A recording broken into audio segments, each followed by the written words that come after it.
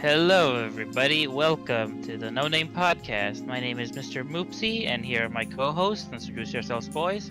It's your boy, Cosmo Jazz, back at it again with the schedule, still going strong a little bit. This is your lovely host by the name of Baker. He feels great today, by the way. And as we're recording this, I am allowed to say Happy Mother's Day to everyone listening. And if you are not a mother, you can share that sentiment to your actual mothers. Do it. Wimps.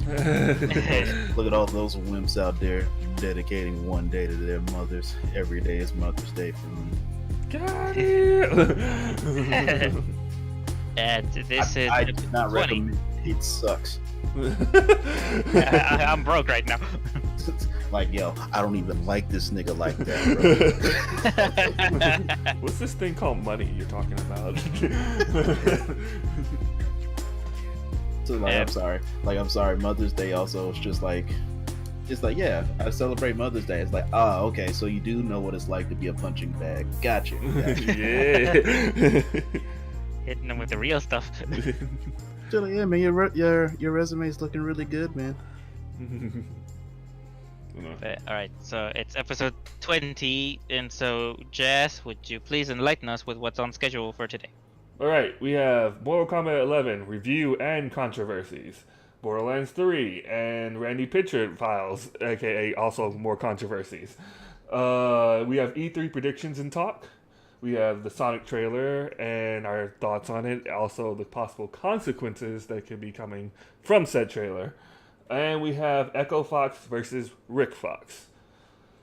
So, let's start off with Mortal Kombat, shall we? Now, the preferences first. Only me and Eddie really own the game. Moopsy has played the game a little bit, so he can add in where he can.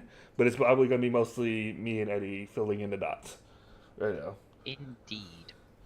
So, I figured I'd go down a list of so, which we could start with the big thing that they were promoting the most, the story mode.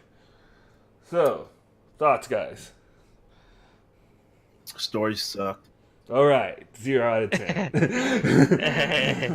IGN, not enough water. The story sucks. But you know what? Let's be real here. Mortal Kombat isn't really known for their narrative. I don't know about that one, T. I might have to fight you on that one a little bit. Really? How many times have they gone back into the past? Once. Go home. You're proving me wrong. Go home. How dare you be right? Get out of here. I'm sorry? That's because, Mortal Kombat 9 I don't remember 9 all that much. Okay, so 9 starts off with basically the end of Armageddon. And then it goes back into the past. Yeah. I mean, the way, technically speaking, 9 doesn't really do time travel so much. What they do is send a message back to the past, but that's not time travel as much as they do in 11. It doesn't follow the rules of time travel really like we know them. Yeah. Yeah.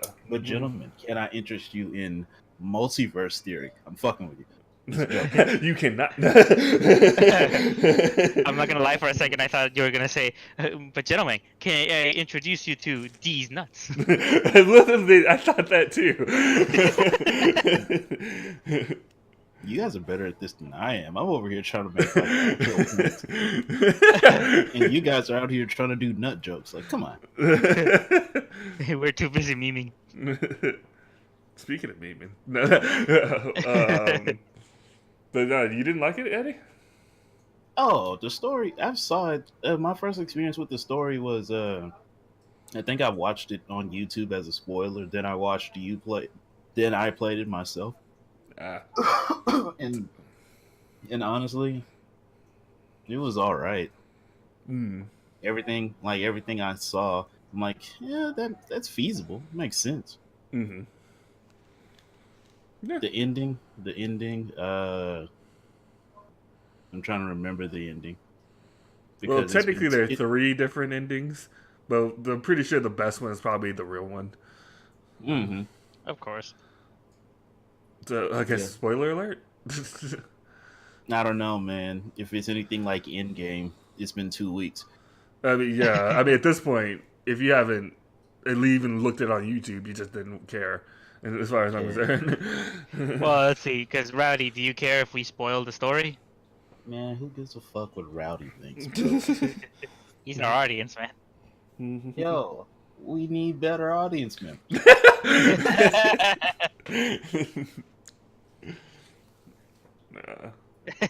Damn, Rowdy's reaction. No, man, screw that nerd. That nerd can be in the podcast at any point in time, and he chooses to be an audience member. I'm going after him. He says, "Fuck you." Uh-huh. No, I want you to come into the podcast and say that, nerd. I see you online.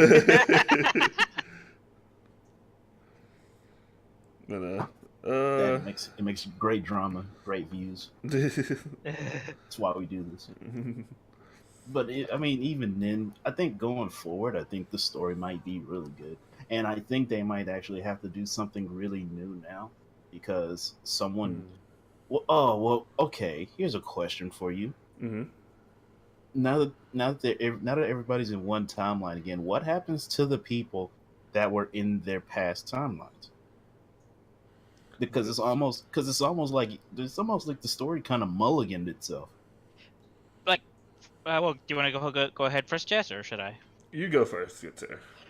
Because what I was gonna say is that, like, the way that the story goes, based off the best ending, they sort of almost in a way set themselves up for a reboot, because like they go not with the truest ending, they go back all the way to the beginning of time. So a lot of the characters that we as we know them might be gone. So like, who knows if Takeda is gonna be showing up?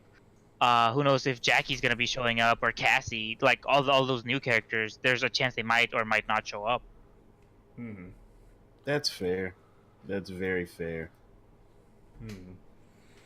And honestly, the some of the character stories can lead up to whole new things in themselves. That, like, for example, you learn in Scorpion and Sonya's ending, the spoilers, I guess, is that there are more people like Chronica that are called Titans, and they are like spread around the quote universe, so they can literally go into that, for all we know. And then they're just taking down even more gods. Mm-hmm. So there's a lot of stuff they can really do with this. I mean, they could go back to the start. And Goddamn, ready. We can, I know, right? They could literally go back to the start, to even before the timeline we know of Liu Kang and Kung Lao, and go back to the Great Kung Lao, for all we know. Mm-hmm. They really could, considering that they end up fixing the overall timeline, since it turns out that all the versions that we've seen were technically part of Chronica's fuckery. Mm-hmm. Absolutely. Now I wonder if Raiden and Liu Kang, if they're gonna have that true first to 5. Probably not. I will say though, I am also curious as if Raiden's next appearance will be regular human Raiden or actual Elder or Thunder God Raiden. That is a good question. But if it's going to be the true ending, which I would assume would be Liu Kang's, wouldn't he just be back? Wouldn't he just like get a promotion to Elder God? Because in Liu Kang's ending, and if the story ending was something to go off of, if they were to go off of that, Raiden would just be an Elder God as opposed to just a demigod. I mean, Liu Kang could exalt him to that position. That's true, because like the one thing that we know for sure at the ending is that Raiden gives up his godhood, and so the two confirmed gods of the universe at the moment are are Fire Thunder God Liu Kang and Kitana, whatever the hell she ends up taking. But anyway, everybody else is basically like just. It's all up in the air. Whatever happens. That's why I asked. He's practically alienated from her home and shotgun. So I eat it. Uh-oh. At least she Oh, yeah. I think Discord's fucking. Let me see.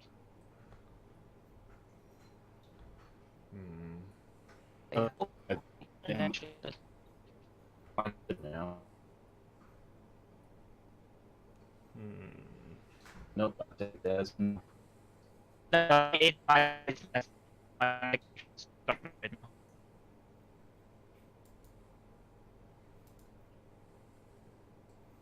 Waiting endpoint. Let's see if that fixed it. Okay, I can hear you better.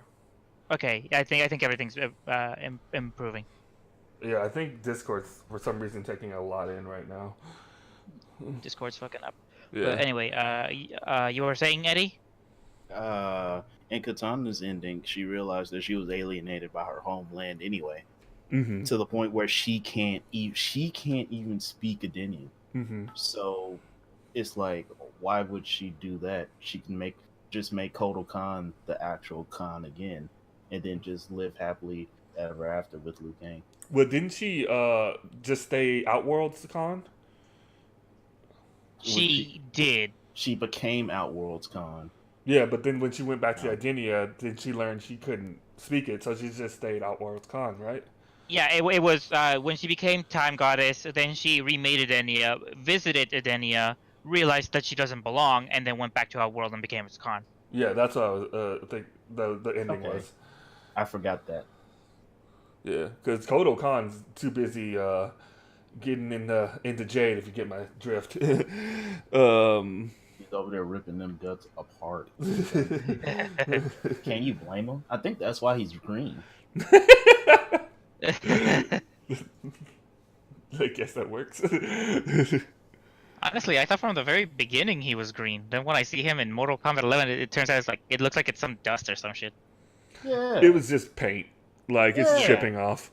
And even Shao Kahn roasted him for it. It's just like, yo, that green painted freak. Like, come on. And if I'm perfectly honest, I'm a little disappointed that he's not just naturally green. I'm not gonna lie, I'm slightly with you on that. It's like, oh, this is an Outworld and it's green. Okay, cool. Wait, no, he's painted. Oh, okay. This is where we're going with this. All right. Yeah, I'm like, oh, he's painted. Okay, that makes. All right, cool. Because to me, it seemed like he kind of stood out a bit. Because it's like, why is he green in Outworld? Nobody else in Outworld's green. And we got Tarkatans, bro. Well, because I always kind of, in my old headcanon thing, kind of always chucked it up to him being kind of a sun god, demigod person. Like, yeah, I honestly thought that kind of fit, because since he fits with the whole, like, Aztec motif. Mm-hmm. Like, he uses the sun so much, it's just like, I just kind of figured he was kind of a demigod of some sort. And also, I did want to address this, because Rowdy says, I don't know anything about the story in any other game. You kind of don't have to, kind of at this point, Rowdy, because all the stuff we're talking about is speculation, but the one thing that I do think is pretty set in stone is that they are in a sort of reboot type area. Like there's no real past canon at this point. I totally agree. Because we're talking and making all these speculations and stuff, but like Ed Boon's really the only one that can properly answer some of the stuff. So what you're saying is Adam on Twitter. Exactly. Hey Boone, I got a question for you, buddy. So what would you give it, Eddie? The story. Give it an 8. Word. I'd give it an 8 too. And like it's the happily ever after story. It's just like, oh my god, everybody won out in the end. I think the best part was when Raiden and Liu Kang were fighting, and they went through all the different worlds. Oh, dude, I love that. I love that part too. Like, especially when they went into Armageddon. I'm like, okay, now that's it right there. It's like they use the Revenant thing of the Liu Kang, but it's like it makes so much sense because technically Zombie Liu Kang is a Revenant. Rowdy has a point to say. What's his point? Don't forget. Oh, really? Get out of here. I'm gonna get to you in a second. He's just messing. No, I know. I'll say that I started off with a 7 when I originally beat it, and then I went through it again and gave it an 8, mainly because once I went through it again, I kind of realized just how many character moments were in the story itself. They're like really big if you're like a big fan of the whole story in general. Like, for example, the whole Cyrax bit with Sub-Zero and Scorpion. If you had read the comic books, you would probably realize why Sub-Zero is so knowledgeable about what's happening during that time. It's because it's already happened before, technically. And he just knows the point-by-point beats and know where to get the best possible result. And then there's, like, with Kung Lao and Liu Kang and their little banner and stuff. I can't. Their bromance. Literally. They're little bros this time around. I love it. I mean, I like how Kung Lao doesn't seem like as big a shit-eating turd as he was like in the previous versions. He is still a shit-eating turd. Well, yeah, but not as bad. But here, like the shit-eating turdness just comes out of like it's kind of like how all of us kind of have our rivalries with each other in fighting games. It's precisely because that we're so close that I'm gonna really enjoy beating the shit out of you. Like, cause I want to be number one. I want to be the strongest in the universe. Yeah. I 100% agree with that. And I think that's why it's like man, Kung Lao is really cool. Liu Kang is cool too. Like Liu Kang's the chosen one. It's just like I run hands with the chosen one. What you mean? It's funny because I think this is the first game in a long time I've actually liked Liu Kang. Like I haven't really like kind of a dislike of why is this character here kind of thing. He's being forced. It felt genuine this time. Yeah, like he seems like an actual character as opposed to Liu Kang's butt slave. Exactly. You mean? No, Raiden is just like everybody's. It's like just everybody's uncle. Kind of is. Yeah, he kind of is. I don't know about you talking about that, man. I gotta consult the elder gods. No, I'm trying to think of any other points that I had with that. I will say that the ending, even though Fire God Liu Kang is amazing, I did feel like it was a little ex machina a little bit. But at the same time, it's like it's so cool. I kind of didn't care at the long run. About what now? Fire God Liu Kang. Oh yeah, Fire God Liu Kang. I'm like, oh shit, he did it. That boy did. and it's gonna go right back into what I love about the game to begin with. Anyway, he just looks so cool, Mm-hmm. and it's like he everybody looks cool Mm-hmm. and I think that's part of why I really didn't even like playing 10 all that much, because just nobody looked cool. Mm. Everybody just looked either horrible, old or not. It just didn't look. It looked. They tried to go for like the dark and gritty look. Hmm. It Yeah. was They kind of took just it a bit too serious. Yeah. A yeah, little bit way too serious. yeah. And I'm like, ah, man, I don't, I'm good on that. Mm-hmm. But here, it's like, to me, even with the whole tier list thing that we'll probably go to soon, it's like it everything just seems really well done. Mm-hmm. I can agree with that. But of course, the story is like happily ever after. Like, oh my god, we all won, yeah, yeah. Which, yeah, but I mean, with the way the story went, it kind of deserved to be. Because honestly, like, I was thinking about that scene with Jax. He's Mm. just like sitting in his house just by himself. It's just like, damn, this is fucked up. It's getting real. And then there's Chronicles like, I can help you fix this, Jackson Briggs. Like, all right, first off, don't call him Jackson. That's weird. Like, whoa, slow the fuck down. Hey there, Chronicle, you're at like 11 right now. I'm gonna need you to take that down to about a 6.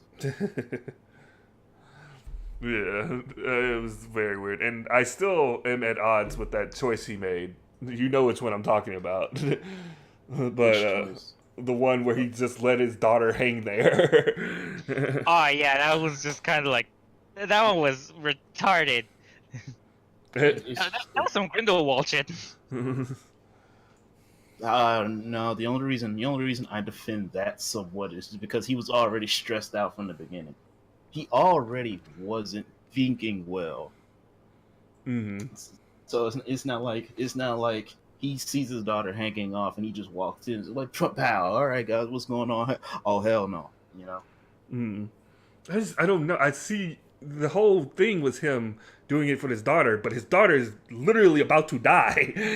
Yeah, because like the way I perceived it was that he was willing to let her die because in his mind it was going to be like, oh, I don't have to take care of this version of my daughter because I'm going to reset time and I'm going to make things better for that version of my daughter. Which is so fucked up to me. Yeah, I kind of agree. Yeah, that's why the unfortunately unbearded Jax was right.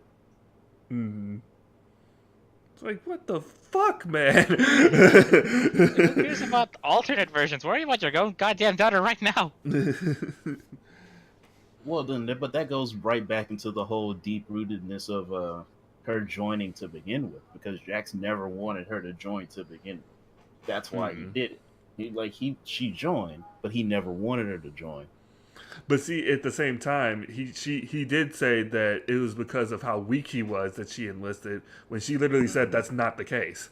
So what's to say that she would have joined regardless? And not only that, one of the points that they like to drive home for this is part of the reason like she was even born to begin with was because he was weak. Yeah, so what if that happens and it never becomes a revenant? You just killed your daughter twice.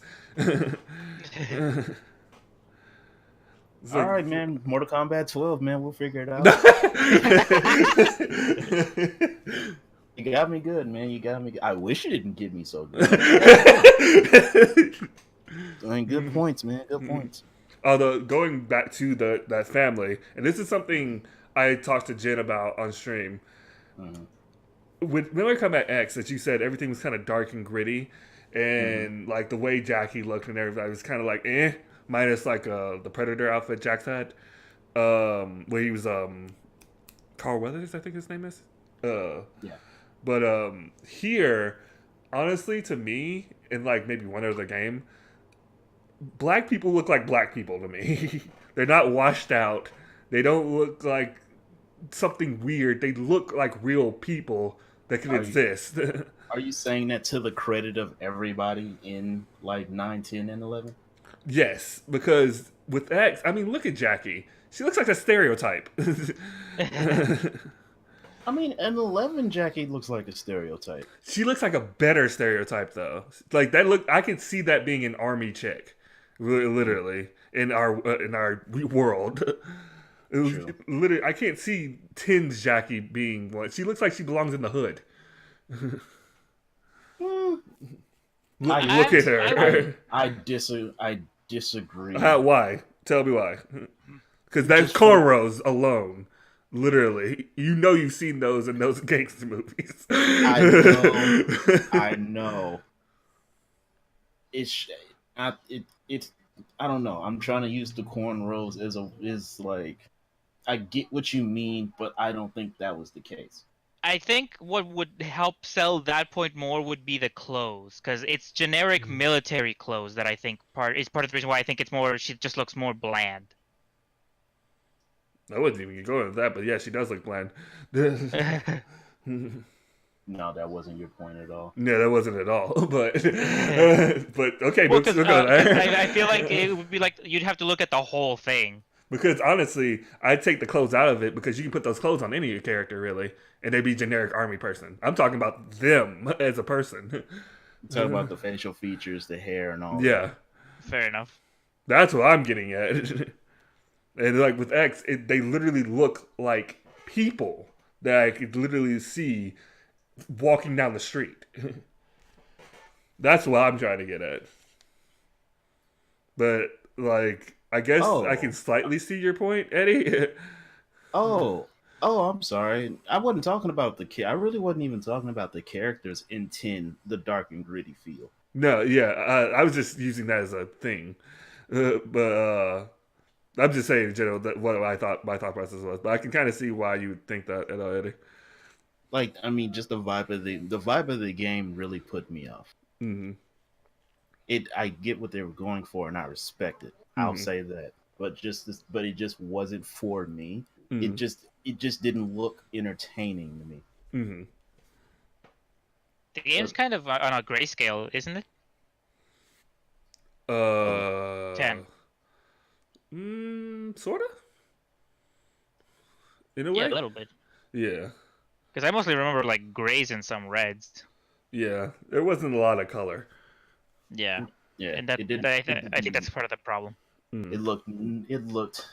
It did not look vibrant at all. Mm-hmm. 11 fucking does. Absolutely. Color is hella pop here. It's just it's beautiful. It just looks cool. Mm-hmm. It does. Mm. Did Mortal Kombat 10 even have a crypt? It did, and it didn't have like a 3D model. You were kind of like going from space to space in like the same area. Yeah. Well, yeah, yes and no. It's like those old screensavers. Yeah. Well, that's the crazy thing. That's the crazy thing right there, because I didn't even know 10 had a crypt. Yeah. That's how little I played it. Mm-hmm. Which, I mean, you weren't really missing much. They had some similarities to what we have here, but it wasn't as fleshed out. But I don't doubt it for a second. No, the last thing I did want to talk about, kind of story-wise, which is the big one that a lot of people were talking about, was good old Sonya and her voice actor. Oh my god! All right, let's do this. Yo, Ronda Rousey wasn't that bad. Y'all are just hating. All right, she wasn't the best. All right, she doesn't deserve to win like a Grammy or nothing for it. All right, but Jesus Christ, relax. Mm-hmm. I agree. Yeah, I think after a while, it just kind of became normal to me. It's just like, whatever. This is not as bad as people were saying. Now, I can honestly say, though, that you can tell she's not a voice actor. Like, she used to be a UFC fighter. I'm just saying, I don't think those two things correlate. All Ronda Rousey's doing is just trying to expand that resume. Which is fine. Pretty much. Yeah. Now I got nothing against that. Yeah, like now she's just getting her cheeks clapped, but whatever. But yeah, like I got nothing against expanding your resume. It's just when I see it, I will say she kind of does stick out a little bit compared to everybody else. Definitely. But is he like horrible and literally the worst thing to ever happen to Mortal Kombat? Absolutely not. Absolutely not. I'm just like, yo, it could be worse. It could be way worse. Go to Yeah. any of those 3D games. I dare you. Like, just relax, man. Just relax. The 3D games where they hire the janitor. Exactly. I swear they did for Taven. But that's all I really want to do for that as far as story went. But yeah, I started off with a 7, played it again, gave it an 8. And let that be that. Alright, so next we can go to gameplay. So this is your second one then, Eddie? Because you didn't play 9, did you? I own 9. But what I knew back then pales in comparison to what I know now. So I don't count 9 for me on a competitive aspect because I wasn't good enough mentally to even compete in a competitive aspect. And how many for you, Moops? Since I don't have 11, if let's say if I were to get it tomorrow, for example, this will be my third one. All right, cool. So, what are your guys' thoughts on it? Being that you've had the quote experience a little bit more. Oh my god, the frame data is just so... It makes sense, but I don't like it. And I think the reason I don't like it is because I'm a 3D dude. Well, I will say there is a weird thing with the frame data right now. I don't know if you've heard about like the extra frame thing. Oh, no. I did learn about that. I was trying to defend against Kano, and he had like really basic string, and it's like it's -9 on block. And I'm like, okay, so I can punish it. But then I got pushed back, and then I had the frame data thing on, and it's like block advantage 6. What? Yeah. Like, what? What do you mean? What is this? And like now, like it's like as I learned more and more about that, it's like the more I learned about the frame data in this game in particular, the more that I realized that Shao Kahn sucks, but Shao Kahn is also better than what I thought he was. This is why one of the things I say constantly now when people make tier lists is maybe we should wait on tier list. Or maybe wait a little bit longer for tier list. Yeah. Same thing. You said wait for a tier list, and people are making tier lists, and you're like, man, don't listen to those tier lists, man. Like, well, yeah, because I mean, look at the ones we've had, and then look at the tournament results we've had. Yeah, exactly. Oh, right. Sonic Fox won with Jackie. Yo, I knew Jackie was a problem. I knew from the moment that I saw that clutch grab, I'm just like, oh no. But a Cetrion made it to grand finals though. And people were doubting her and putting her in B tier and stuff. It's just like, come on, guys, just hold off on that. Like you were saying, like give it like a month or something. Yeah, give it a good time, not just second week. All right, here we go, boys. Fair, very fair. But the one tier list that I did say that you disagree with me on Noob. The reason why I agreed with him putting Noob in B tier was the same problems that I had just as a player. He doesn't have overheads. He has combos for days, but he does not have overheads. But you know who else doesn't have overheads? Who? Liu Kang. He doesn't. That's what I was saying. That's not exactly as big of a problem as I think you think it is. And then that's why I also brought up Chris G. But my experience is different, though. Yeah, but that's why I also brought up Chris G and how he won 2 tournaments with Noob just with punishing. That's what I was to say. Like, I don't think he's as bad as you think he is. No, but at the same time, I think I was even saying for the longest time that no character sucks. It's just that some stand out more, which I can agree with. But but like I keep saying, it's because I suck. But it's because I don't. I mean, I don't suck, but my shortcomings are solely my own shortcoming because I suck. So I'm trying to get better. That makes sense. Because it's actually funny you say that Like Centurion made it to the finals. And the other one, I think it was Texas Showdown or Combo Breaker. Either one, I can't remember. I didn't watch Texas Showdown for Mortal Kombat 11, unfortunately. Yeah, but what's her name was in losers finals. The worst one, Devora. She almost made grand finals. But do you think that could have just been matchup knowledge, like a lack thereof? At first, yes, until I realized who he was playing. Who was he playing? He was playing Costco, and Costco back in MKX was a Devora main. Mm-hmm. So like I know he's messed with Devora before, and then he went to Sonya. So it's like I don't think it was matchup knowledge as much as he just was getting bopped for a bit. Right, because he would have practiced the character before he abandoned her completely. Exactly. Well, it's like when you're in a tournament, you're trying to win. Well, shit, Sonya's S tier. I've seen the things Sonya can do. That is crazy. With no bar, just add a bar into that, and it's just like I gotta get a crushing blow for that. Be on point. Mm-hmm.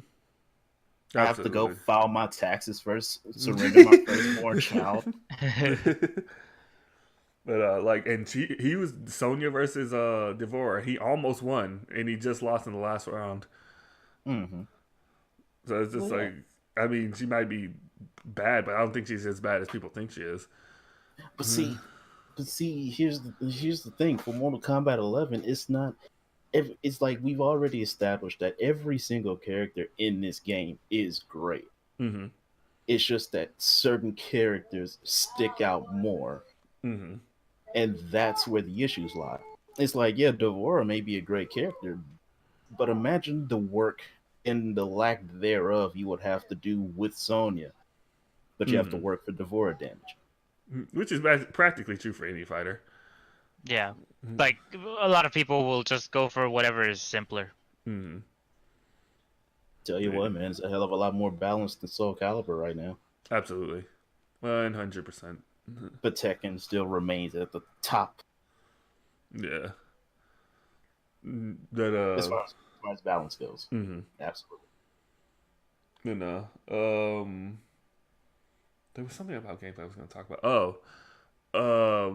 For anybody who's just now playing, get that negative edge off as soon as possible. That'll fuck up all your combos. yeah, it will. I turned it off, and ever since then, let me tell you, boys, I'm still dropping combos because it's my fault. I do like this game. I'm actually, the more I play it, the more I'm glad there's no run button. Because that was always the bane of my existence in X. Oh, just having the sprint? Yeah, because sprint, it was always implemented in the combos with the game, the MKX for the most part, other than Goro, because Goro was big and did mad damage regardless. But it was basically, if you wanted to do big damage, you had to learn how to sprint. And doing that on the R2 button or whatever was an absolute pain in the ass. Especially when you have to do 3 times in a row, and in order to do it, you have to press R2 twice and forward. It's just like my controller broke. Rowdy, you troll. Rowdy, stay trolling. Man, Rowdy's a whore. But yeah, I'm glad that thing's gone. Keep it away. Jay can keep it. I will say that my character in Scarlet, I'm learning her more, and everything's all good and whatnot. But as far as maining, I don't know if I'm gonna main her. Oh no. I mean, he's back to where he was in the beta. I mean, literally, she's not my character as far as playstyle goes. She's just not. Are you sure, man? Because I showed you what her face model actress was. Are you sure? Yeah, you asshole. Oh shit! Man, you thought I insulted you with that, dude. I I'm gonna be real with you, right? I only shared that with you just so we can talk about how hot she is. It didn't even cross my mind to like, oh wait, he doesn't have the maskless thing yet. I didn't think about that. No, that's fine. I'm never just. This literally give me super Mass Effect vibes of me trying to get one thing that literally took me 8 months to get. Oh, bro! Ever since playing the Division 2, I was trying to get a particular gear set piece for my gloves, Mm-hmm. and it took me until yesterday of farming it every week, and I just got the first piece yesterday. Damn. I know your pain. Mm-hmm. Oh, don't even get me started on all the fucking vault runs for Warframe trying to get a particular item. I know that pain. That's why I Yeah. stopped. It's like, nope, not doing this again. Nah, man, Warframe's great. It's just RNG's gay. Mm-hmm. I guess, speaking of which, I guess we can go ahead and go to the grind aspect of this game. The grind isn't as bad, I guess, because I got it so late. Mm-hmm. I got it after the fix. The grind isn't that bad, but I let the game do the grinding for me. And see, that feels to me like a slight problem in itself. It is a problem.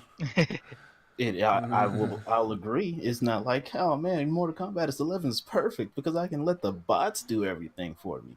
No, that still sucks. But when I want to be productive, say for my Tekken guide that I have coming out this week, while I'm letting the AI get me coins in Mortal Kombat and potentially hearts, depending on how they're feeling at the moment, I can let the game do that while I'm working on this. Mm-hmm. Or I can go and make me something to eat, and I got my noob Cybot over here doing brutalities for me. Mm-hmm. So it's a problem, but it's not inherently bad. Mm-hmm. Still sucks, but I get it. Mm. I'm sorry. Your thoughts? It's trash. No, it's just like the amount of grinding I did, because I literally told you, Eddie, I barely played online. Like the times I've played with you and the others, and maybe a little bit of ranked here and there, that's about all I've played online, and the rest has just been grinding. That's just not right. What have you been grinding? Scarlet stuff.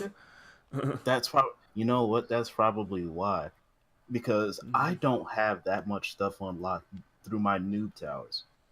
Mm-hmm. I'm on stage 3, and I have to do some crushing blows and drop pints of blood. Oof. No, that's fine. I just let noob do all the work for me. Mm-hmm. I have to physically do the crushing blows myself, but I can do those. Mm. Which is fine for someone like Noob, because I'm sure his crushing blows aren't that bad, aren't they? He has very few of them, Jazz. So, I mean, like, this is Scarlet we're talking about. She barely has anything. Well, going against the AI, there's only 2 crushing blows Noob can get, and that's from the back one grab 2 and the uppercut. He really has to have more than that. He has more, but here's the thing: he has like a back X grab, a back 3 grab 2, right? That works on standing block only. And I don't know if you've gone against the AI in this game. They don't know what it's like to get hit by a low while standing blocking, because all they know is flawless block. Yeah. Then they hit you with a punish forward to fatal blow. Mm-hmm. Yeah, a lot of stuff is hard to get because it is RNG, Rowdy. Very RNG. Mm-hmm. Like, for example, just taking it off of what me and just talked about with Faceless Mask Scarlet. Both hers and Katana's, you can only get through this loot shrine thing, which you have to spend 75,000 coins per, let's just call it loot box, because that's literally what it is. And you just get a chance of getting it or getting some other stuff, which is probably the majority of what you're going to get. And I think up to now I've spent maybe 60 times in the shrine right now, and I have yet to get either of them. So it's just I have to keep grinding till I get them. But like someone like Eddie, literally got him Hi. how many times? Would you say? It was my first time going in there because I had 2.6 million and Mm, I burned it all down. I probably hit it like 20 some odd times and I had Tyler with me and we were mm, just shooting the breeze as we were going. mm. Let's see. And then I just did it. And then Mm, I was just like, I wonder if I can get the massless thing before Jazz, and then I got it right then and there. exactly. Mm, See here, Here's a question. see. Hold on, Moops. But All Jazz, right. see, you know the goal, right? Be spiteful. you know I can't do that. I have a lot of passion. Yeah, but just think about fighting me, and you'll definitely get it at some point. The passion's rising. Like, come on now, be like. For some reason, it's just like imagine you're fighting me, and it's just something about that. And it's just like, you know what? Yo, fuck this nigga, right? He has to die right now. It's about to go down. I don't blame you. Have you played against me? I'm me. I know I piss people off. No, I'd say noob terrifies me. So there's that. Noob shouldn't terrify you at all. He does because of her frames on her things. She can easily cut out of a lot of it. Okay, that's fair. But like noob on offense, noob is not an offensive oriented character. Once again, my frames. Your frames, yeah, I know. Because I was playing against another noob yesterday, and I couldn't. Literally, the second he got the grab on me, and he just kept pounding me with stuff, and I couldn't do anything. It's like down one. Oh nope, get fucked. Yeah, yeah, yeah. I see what you mean. I think it's like a personal mindset thing because I want to mix you up, Mm-hmm. but the characters that I use can't mix you up. Mm-hmm.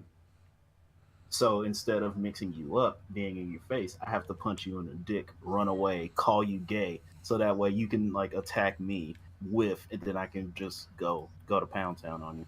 Especially that gay part. Yeah, especially yeah, like that's the best part. That's the part that works the most, honestly. If you gotta be real, you think a down one's gonna like, oh no, that's it. Like this dude's in my head. No, no, no, no, no. It's because I down one you, jumped away, and I called you a queer in midair. They're like, oh yeah, you like men, by the way. She's like, what? How dare he? Hey, first off, you don't know me like that. But no. Honestly, I think I was talking to y'all about this earlier, like during the week. I still think that this game should have like a buy system. Like you should just be able to buy the costume you want. Like I want this. I buy this. You make money, NetherRealm. I get what I want. What I really, really want. Mm-hmm. Because like one thing which I literally just saw Angry Joe's little thing. I saw like half of it anyway. Thing on this, and he was talking about how like you have to buy crystals and all this stuff, which clearly he doesn't understand how the game works. Because he's like, you have to buy crystals to buy stuff in the store and loot boxes and whatnot. It's like, no, you can buy maybe those 5 things, but to buy everything in the store, you literally have to wait like years in order to do that. And they don't even allow you to do that because there's a timer on the shit. You're literally grinding. but see, it's like I see what they were trying to do because they had a creative vision in mind. And the creative vision was to have all these things, have a myriad of ways of buying these things. But it's like they want you, they don't want to nickel and dime you because they're not nickeling and diming us at all. But it's just that they may have taken a wrong step somewhere because they have all these different currencies that you can get from playing the game, but they added so much stuff, and it's just like, come on. I Like, think come on. I think one of the big killers of it is because they would decided to go for RNG. Mm-hmm. Yeah, that too. Because there's certain ones that we still don't even know how to get. It's like question marks. It's like, okay, sure. But what I was gonna ask is, say you get because you guys get duplicates whenever you pick up an item, right? Like from a chest or something. No. Like the system doesn't allow for duplicates. No duplicates. You just get. No, there's no duplicates. It's just you just get a whole bunch of stuff that on a personal level you might not want what you really want. And because of the icon system, that's gonna happen a lot. That's true. How much was it? Like $250 per character. Yeah. Mm-hmm. And that's just icons and stuff. That's not even counting gear. Mm-hmm. Like weapon designs or anything like that. Mm-hmm. But I feel like my motivations to play the game somewhat allow it.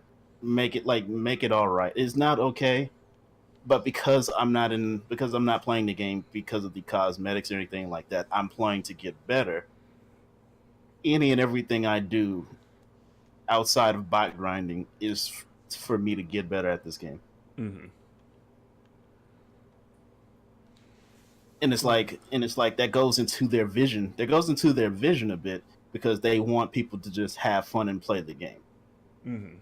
But the RNG I know we're going in circles, but the RNG is just like, come on now. You guys are plowing us right now, and I'm not okay with this. Mm-hmm. Well, it's just like, honestly, if it wasn't for this one thing that I wanted, I'd probably be with Eddie. But because it's taking me so long to get this one thing that I wanted, I'm kind of stuck in a loop. Yeah, it's absolutely because you're like okay, cool, whatever. I just want this thing, and you're getting literally everything but that. I have for you. It's just like, yo, I have all of the best Scorpion gear in the world, and for somebody that doesn't play Scorpion, you're just like, this shit sucks. Mm-hmm. I want to stab you because you have a sword I want. Exactly. Like, I can't tell you how many times somebody's been like, oh man, if I just had this one thing. For example, Ross is looking for Jax's classic arms. I literally got those near the beginning of the game. Like, it's just, I wish I could just give it to you. I don't want it. I was about to say, I think that like a good chunk of the problems could actually be solved if there was an item trading system. I'd totally be down for that. Yeah, I'd definitely give Jazz this maskless thing for Scarlet. I'd totally give him all these katanas I have for Scorpion. Actually, as a matter of fact, Jazz, I'm not too sure if I want to give it to you, bro. You're an asshole. Hey man, look, I'm a lonely man, all right? You don't even play the character. He doesn't even go here. It's part of the lore, man. But I could. But you won't. I can play Scarlet. I just don't want to. Exactly. All right, fine, Jazz. You can. If I was able to trade it with you, I definitely would trade it with you. All right. I would give you the katana one and the jade one because you actually like to play jade, don't you? Oh, dude! Ever since I got this outfit with her, this Chronicle outfit, I'm like, I'm thinking about playing jade. Which is another thing that I don't understand because I was telling you this, Eddie, that certain ones with the maskless, you can unlock them via their character towers. Mm-hmm. So why is it that... We did talk about that. Literally, why is it that Scarlet and Katana are the only ones you can't do that with? Well, and Cabal, but nobody cares about Cabal. Hey now, you're not going to sit here and talk about Cabal like this. Cabal did nothing wrong. Except got the spins, caballing. Got the spins, caballing. You're just mad that Cabal is just caballing on your bitch ass. That's all. Caballing's a meme lord that should die. I do have a variation with Cabal called "Got the Spins." No, everybody does, and the other one's caballing.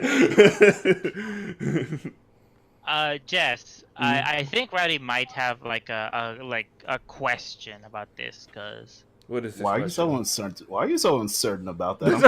What is he saying? Because I'm not sure if I'm reading this right. Mm-hmm.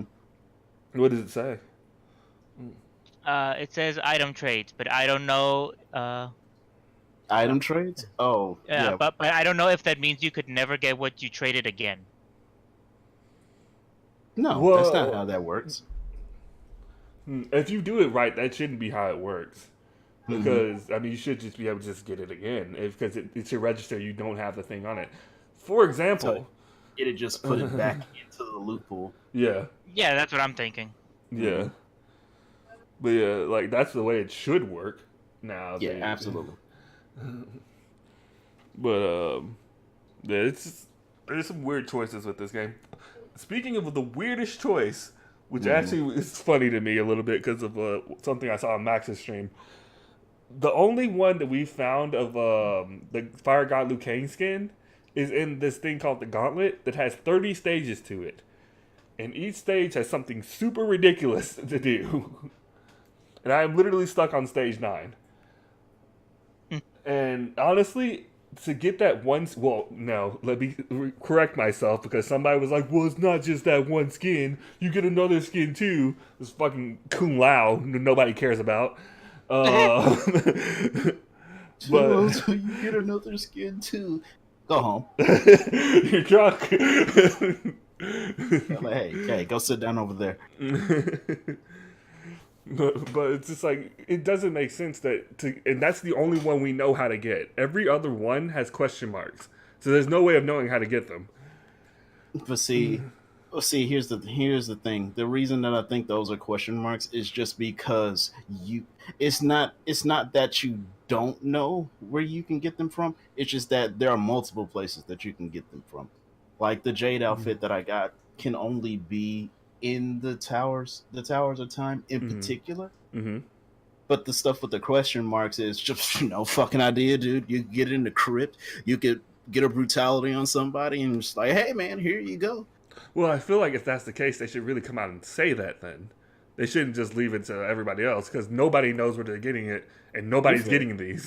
That's fair. You're right. You are absolutely right. It's just that I'm only saying this as a NetherRealm game because NetherRealm likes to fuck with people. Specifically Ed Boon. Specifically Ed Boon, yes. But it's just I just wish we kind of had some idea for those. Because honestly, didn't the Gauntlet one, which we saw in Max's channel when somebody made a variation with that costume, not worth the grind. It's just too much for that one costume to me.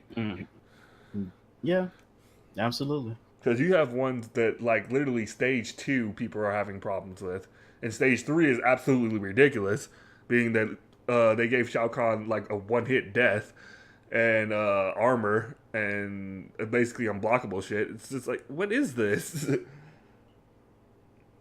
Yeah, it was very weird. Yeah. I want to say something about character towers too. Well, not character towers, towers in general. I do find it interesting that they've made some of these towers where if you don't have a certain consumable, you're probably not going to beat it. Yeah. You have to like out cheese the cheese. It's like they'll come in with American, you got to come in with like mozzarella or something.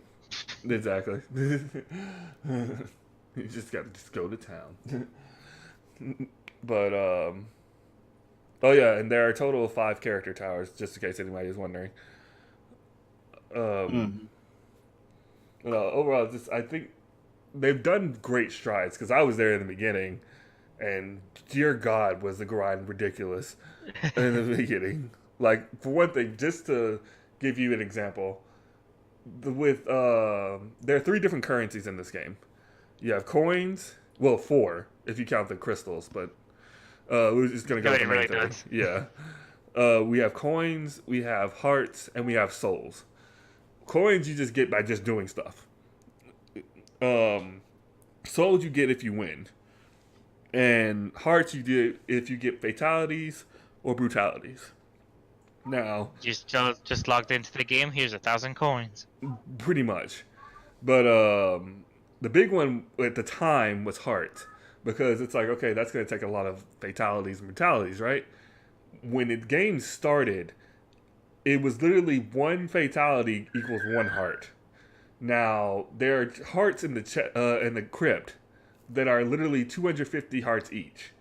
So basically, in order to open one of those chests, which there was one for basically every character, so I think that's 25 chests or something like that.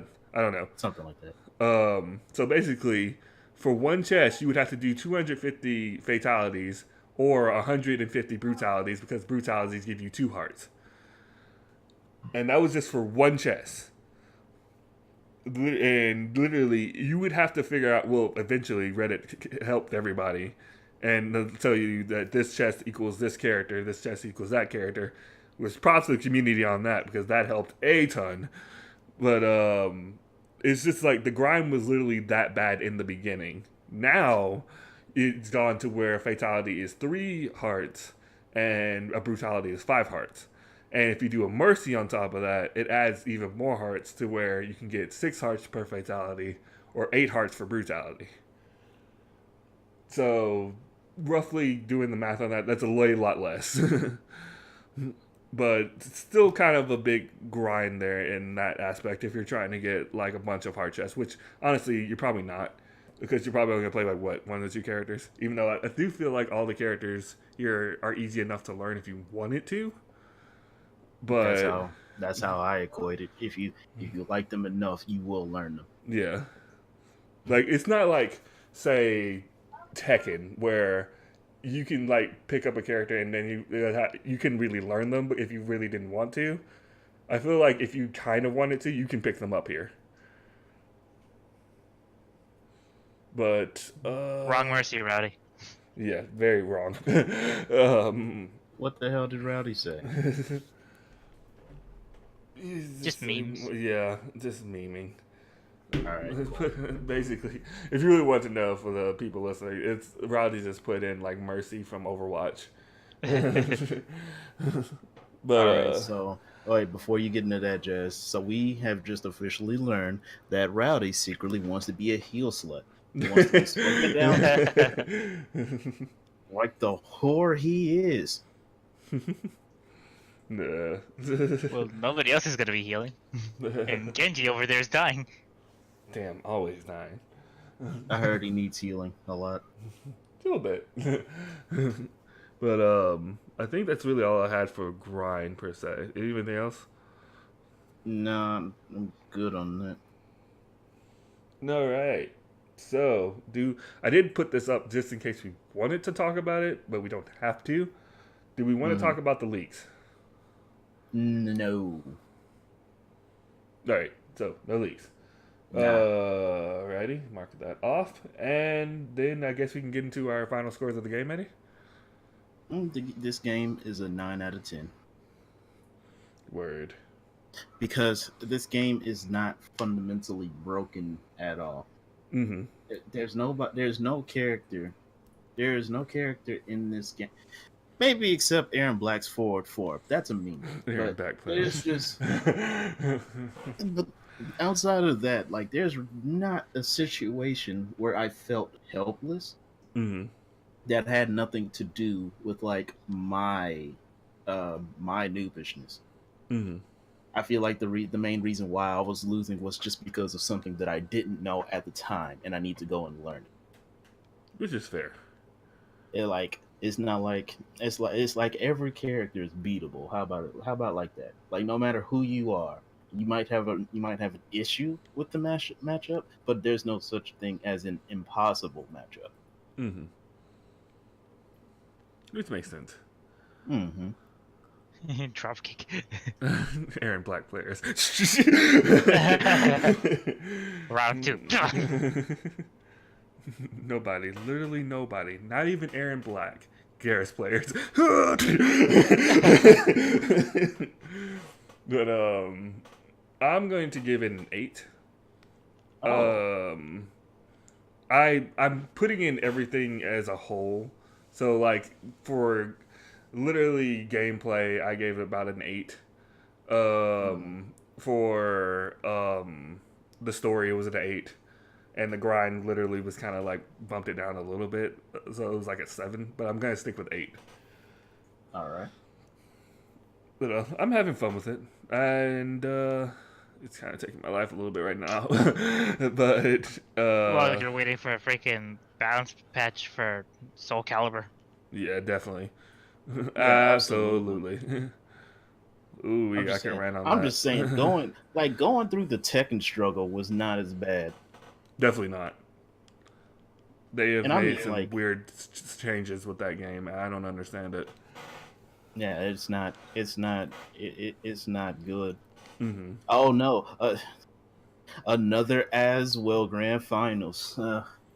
Which is, I find it so funny that they literally nerfed him and then buffed him back. Why? They did what?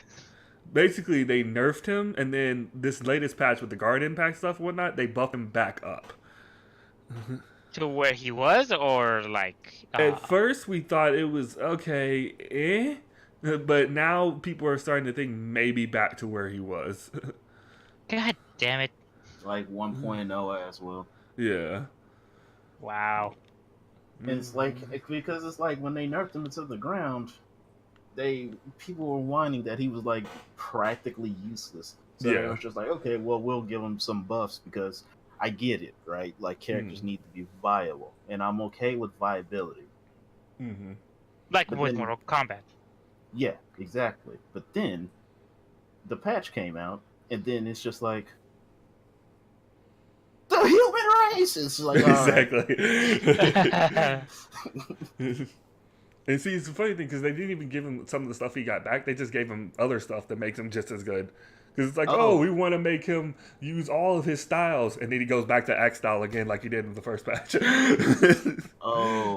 This is dope. This has absolutely nothing to do with the podcast, but Dunamis has a sub button now. Nice. Congrats to him. Yes. Mm. We kind of moved off anyway. Yo. I'm sorry. I know I derailed the shit out of the podcast with that. Moops, we gotta get you up there, nigga. You're next, whore. Who's next? You're next. I'm gonna DM you a picture of like this chick who had a desk just riddled with fucking compliments. Yeah. Oh wait, it's in our Discord. Yeah, it's in our Discord. Exactly that one. Just like scribbled like cutie, fucking marry me, movie. Beautiful #1 girl. I know you're a guy, but #1 girl. All right. Not with that Snapchat filter. Well then. I'm just saying, Moops. If you invest in a premium Snapchat, I'm subscribing. I might have to consider it then. Oh, yeah. Don't you do it!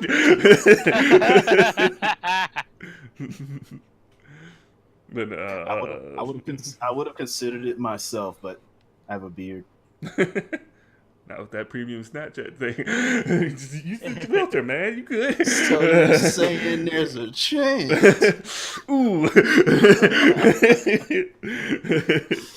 Oh shit. Oh yeah. Now we can get to the controversy part. Now, how much do y'all know about this? I know like 2 or 3. The Borderlands one? No, for Mortal Kombat. Oh.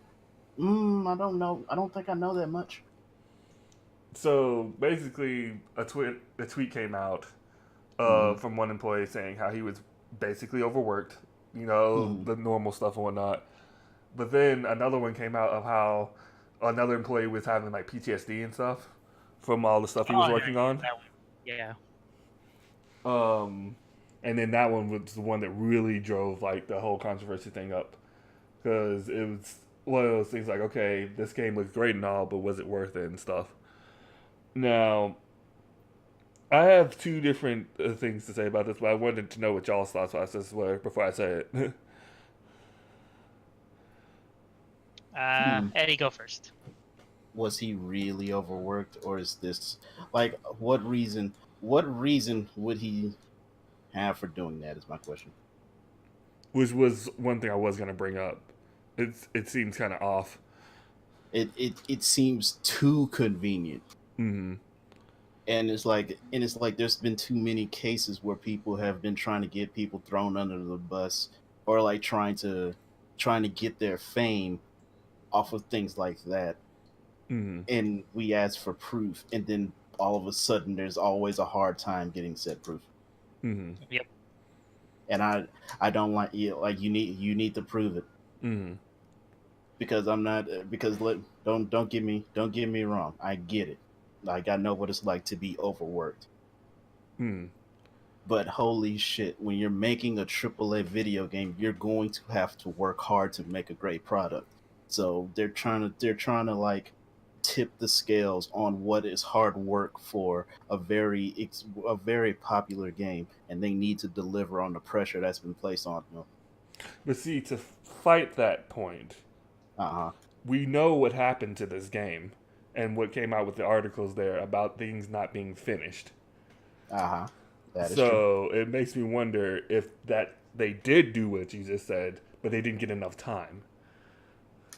Mm, Because literally, we that's have fair. characters like Shao Kahn, for example, who literally feel out of place compared to the rest of the cast a little bit.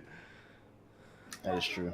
I mean, like, because I'm just kind of wondering why, like, they wouldn't go ahead with just pushing back the title for a little bit, just so that they can make sure that they properly finish up the game. And I have a thing for that too. And it's the thing that it's possibly the fact that they were trying to meet the quote deadline like NRS has been doing since MK9, where 2 years game, 2 years game, 2 years game. Mm-hmm. And I feel like that is the case we're looking at here, where they didn't want to push it back to meet that. And they might have already pushed it back a bit because look how close it was to the release date compared to when we first saw it. Versus all the other times we saw a trailer or something for it. Like, it was literally, what, months? Like, literally, like, 4 or 5 months, maybe? I think it was like, I'm gonna say around like 5, sort of like round. Yeah, and that's not normal for... That's like Apex Legends level of closeness. Mm-hmm. Yeah, it's like one of those, like, and I also have a theory for this game as well, because I feel like there's so much stuff because they're trying to break that quote thing of theirs.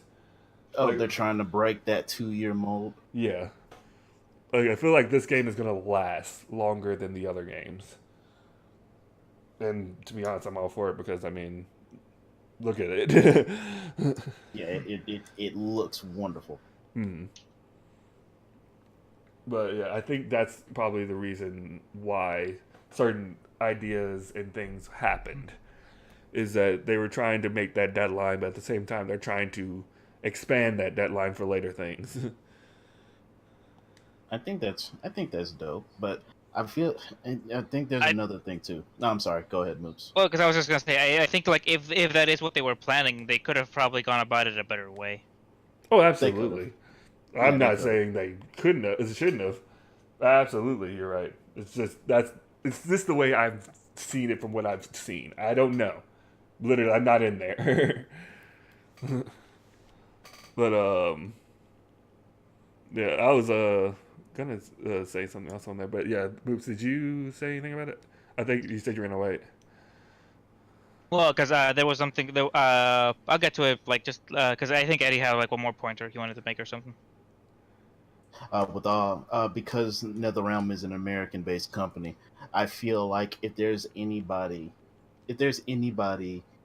in the gaming industry that understands all these controversies and shit, and be able to capitalize on not having that happen to them, I feel like it would be NetherRealm. Mm-hmm. Which I can see that. So I'm thinking it's like it may not be the best now. They're working on it though. Mm-hmm.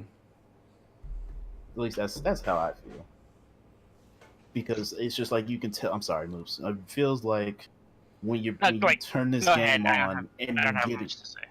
Yeah, and when you're getting into the nitty gritty of the game, holy I mean, they do the frame data shit for us. They Mm-hmm. do. They make learning this game. They want people to learn how to play this game. Mm-hmm. They do everything in their path. They don't have to do shit like this, Mm-hmm. but they Mm-hmm. do. And I was going just to that point. I remember telling Moopsy when I was going through the crypt, it's like this is like a Mortal Kombat Disneyland. Like there's so much like stuff of references here and whatnot. It's like it's pretty cool. It's not what I wanted, but it's still pretty cool, and a lot of effort went into it. Mm-hmm. They put a lot into this game. I feel. Mm-hmm. No. I think if Moopsy doesn't have anything for that, then I think we're done with that part. I got one more thing to say. What's up? You guys are all beautiful. But,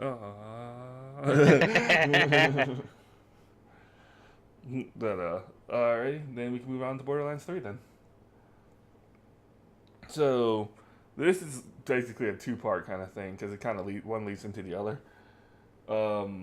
But Borderlands 3 had a gameplay reveal, and at that gameplay reveal, Randy Pitchford had put out a statement.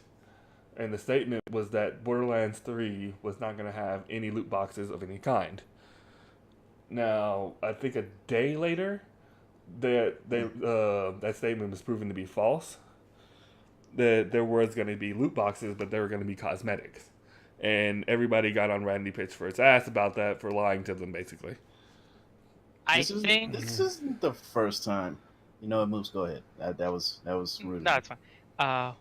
Well, because I was gonna say, because I just to make like a little correction and then you can go. Because I think wasn't it that first? Because if I remember correctly, it was Game Informer, or Randy said that like, okay, we're not gonna have loot boxes. Then Game Informer said that it turns out there are loot boxes, but it's just for cosmetic stuff. Then wasn't it like Randy got on their ass about lying, and then everybody Well, I got was on going to get Randy's to ass? that, but you didn't let me Okay. do it. So you're an asshole. Oh, I didn't know that you were gonna go in that order. Yeah, literally, I was going to go in that order because literally this is an order story that I was getting from point A to point B. Okay.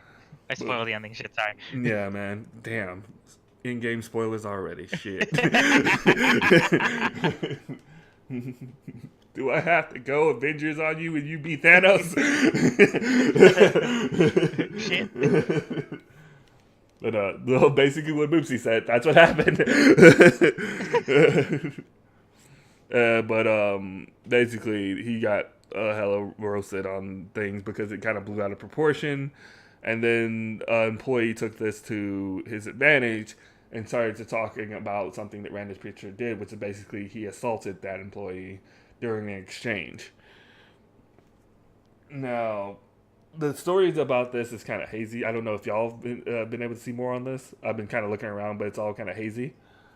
But basically, it was about during development of Borderlands 2, I believe, nearing the end, where Randy was asking him to do something for DLC-wise, but the man had spent over, I think he said 500 hours or something like that, way over what he was supposed to. So he was kind of argue with the guy, and then Randy got like to a loud confrontation that ended up leading to Randy assaulting the guy. Yep.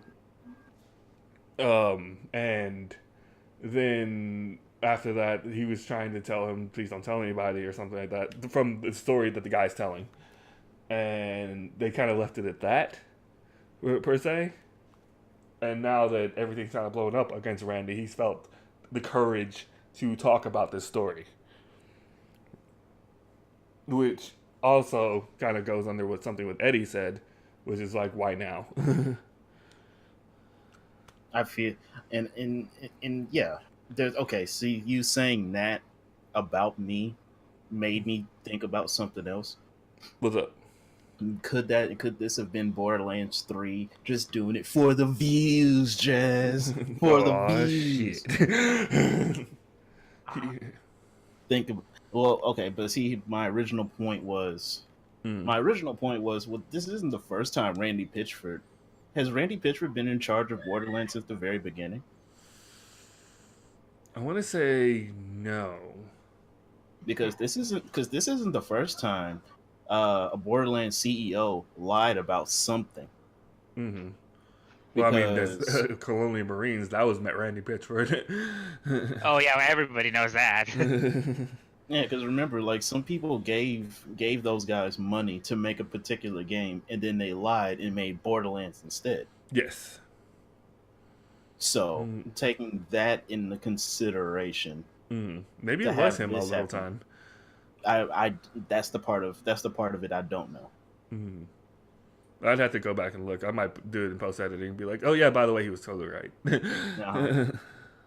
But see, the thing is, it's like Borderlands 3 is already a hyped ass game as it stands. So they come out with the whole gameplay trailer thing, and they're just like, "Oh my god, Borderlands 3! Thank you all for coming. I hope you guys enjoyed this. I stole off on a nigga once." Exactly. But, So to have a why would you bring something up like that when you could potentially be getting paid for it, you know?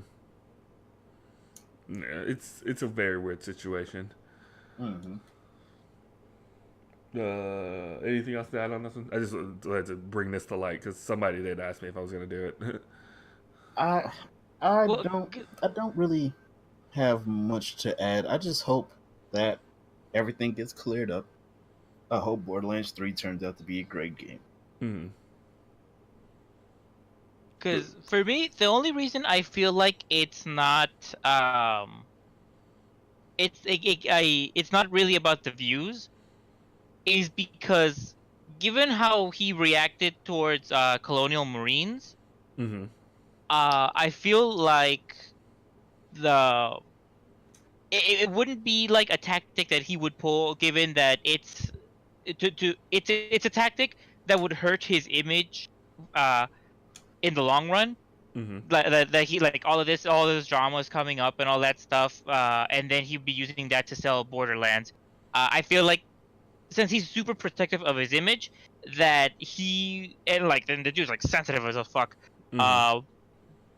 Doing something like this would hurt his image, and so given that this is a kind of a narcissist, he would not want to sell anything using a bad light. Which I can see that. That could be it. Yeah. I really didn't have anything. That literally could be it. Because and for like the assault stuff, I mean, we just have to see if any like evidence comes up. Yeah, because the details were fairly hazy when I was looking into it. Yeah, because I'm gonna keep it vague, but there's another thing that like Eddie and I have been following that where people are basically making shit up without evidence too, and our big thing is just like, you know, if only they had just thrown out evidence. Yeah. All we're really asking for is evidence. We're not asking for this guy to be innocent or guilty, or in either case, we're not asking for someone to be innocent or guilty. We're just asking for evidence to corroborate what you're saying. That's it. Because like, if you guys have evidence and he's guilty, then he's guilty. Like, plain as day. There you go. Like, especially with how many people have like the sheer amount of numbers that they threw at him, Moops. Like, yeah, this many people said this stuff. This many people said that this thing happened, but there's still absolutely nothing going on. Exactly, and a lot of the times that like some of the stuff that was presented was clearly shown to be falsified by people that were in those pictures. That's yeah, absolutely. And it's kind of the same thing with Randy, and believe me, this is someone who wants him to kind of be guilty, if I'm perfectly honest. Like, I hate that like smug ass attitude. You guys even if you guys heard like the last podcast, I was giving him shit back then too. So I'm not trying to be I'm not trying to help Randy because I want to help him. I'm saying this stuff because I'm being fair, or I'm trying to be fair as best as I can. Mhm. And unfortunately, being fair means that if this is happening with the other guy, if it's happening with Randy too, then they're both following the same criteria, which is show me evidence and I'll fucking go with it. But it has to be legitimate too. Mm-hmm. Agreed. Yep, that's all I have for Borderlands 3. Now, we can get on to some more fun topics, like E3. Now, things we know about E3. Sony's not going to be there. Oh yeah. So before I go anything on this list that I have, anybody got any predictions for it? No. Probably just like some more Final Fantasy VII trailer stuff. Now that there looks like they're starting to get ready to show it. Mm-hmm. But then again, that's also Sony, so. Well, no, that would be more Square Enix at this point, though, right? Yes. Yeah, And they did say they're showing something more in June, which E3 would be the time. So, yeah, there's that. Yeah. So I think like the obvious choices would be like, oh, we're gonna get more Monster Hunter footage. We're gonna get more Final Fantasy VII footage. I can't say I've got like any real out there guesses. Hmm. Yeah, because this one's kind of up in the air a little bit, being that a lot of prominent ones aren't going to be so prominent this time around. That's why. That's why I'm not expecting anything. So that way I can only be impressed. Which is fair. No, because I actually going on Capcom stuff, I was wondering if this is finally where they're going to show some Street Fighter things. Jesus Christ, it's been fucking ages. Well, wasn't the director for it like hospitalized? No, well, he was hospitalized for like 2 days back in like I want to say March. Yes. Yeah, but it was like 2 days to get a polyp removed. But the thing is though that like Ono got replaced as like head of the fighting game stuff like last year at this point, and so I don't know if it's the new guy. He's like overworking himself, still like trying to finish up like the Iceborne stuff, and then like he's being sort of how can I put this? He's being eased into the Street Fighter content stuff that he's supposed to be in charge of, or maybe Ono's like not giving it up or something. But something's going on where this is taking forever. And I have also heard that they do like two things I've heard are, and I think they're both from like this same Event Hub's article that I saw like months back. That two things that are happening this season is they want to change up how they're doing like content release this season, and also what was the other one? Because they said that they're changing it up. And and that a community manager from Capcom UK, like he knows what's gonna be released, and he wants to share, but obviously he can't because fucking NDA and shit. So if they have the content ready, I have no idea why they're taking forever, and if it's, but because I've said this before, that, and this was like 3 months ago.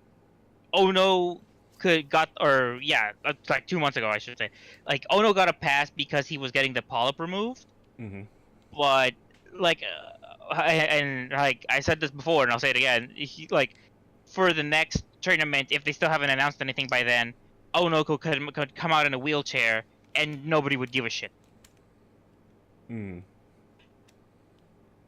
Which is fair. That's a fair criticism. Especially after this long. It's been quite a while. I don't know, because Tekken got really bad about it for a while. Yeah, but I feel like with Tekken, we've kind of gotten used to it, so nobody's really complaining it so much. Because, I mean, think about how long it's been from Tekken Tag 2 to Tekken 7. Yeah, that's true. And I can imagine that when it was arcade only, that people were super happy about that. Fair, yeah, that's fair. That's fair enough. It's that, well, you know what? Tekken was never really about those announcements like that. It wasn't really until Tekken 7 they're just like, we got something nice for you guys. Exactly. It's just like Harada and Michael Murray just pop up. Hi guys. Here's the thing. Exactly. Here's your shit. I'm out of here. Get out of here. Ask me for shit. But yeah, that's I think it's just two different kind of mentality things. Yeah. I have also theorized, though, I will say, I have also theorized what, like, if they're possibly just trying to go for like a massive content dump, so kind of Super Street Fighter 4 kind of way, where it's like all the characters, any updates and all that stuff, like all at the same time. It wouldn't be the wait wouldn't be so bad. Hell, I feel like people could say they could wait up to like 7-8 months. The problem is that, like, because there's no communication, that if they had told us, if they had at least like a trailer or something, when they say, like, even back in March, like, oh, wait till like July or August, and we've got announcements then people would be more patient. But because it's like total like radio silence, people are just like in the mentality of we should already be out like on the 4th, waiting for the 5th character right now in the previous seasons. So what the hell's going on? Yeah, which literally could make anybody really antsy with a certain mindset that you've been accustomed to now, especially after this is season 4 now, and this is season 4, yeah. Yeah, season 3 it's been kind of a constant thing. To just have it completely stop is weird. Yeah. So, like, my thing is just it wouldn't, like, a lot of the criticisms and a lot of like the hate and all the negativity, it wouldn't be so bad if they could at least give us like a time window of when to expect something. Basically, just do what they did with Akuma. Yeah.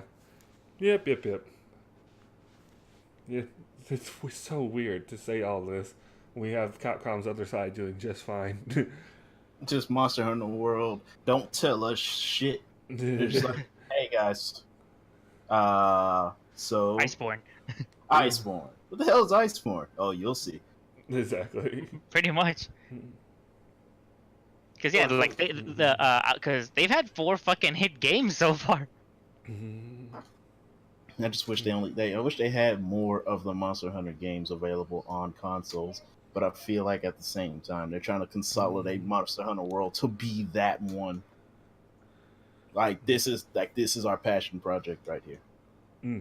I think it's part of that, but the other part is that because Nintendo had that exclusivity deal, and the last console they had before the Switch was the Wii U, their biggest thing was obviously like handheld. That plus like the Monster Hunter is like super popular in Japan, so handhelds over there are more king than they are in the US. That's true.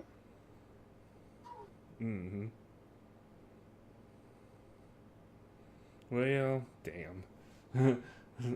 But I guess that's it for like the Capcom part. But I was gonna get into FF7, but I don't think there's much we can talk about that until it's announced. But just in case, you saw the trailer, right, Moops and Eddie? I did, yeah. Yes. I'm not gonna lie though, I'm disappointed it's not turn-based. I was gonna get to that. So wow, 2 spoilers. I keep spoiling this shit, man. I spoiled the ending of Shrek 2. Nigga just can't have none, can he? Yo, I'm starting to feel like an Avenger in here right now. I'm about to crash your shit. Nobody Mrmoopsy. Hey, you hear about that? Everybody else.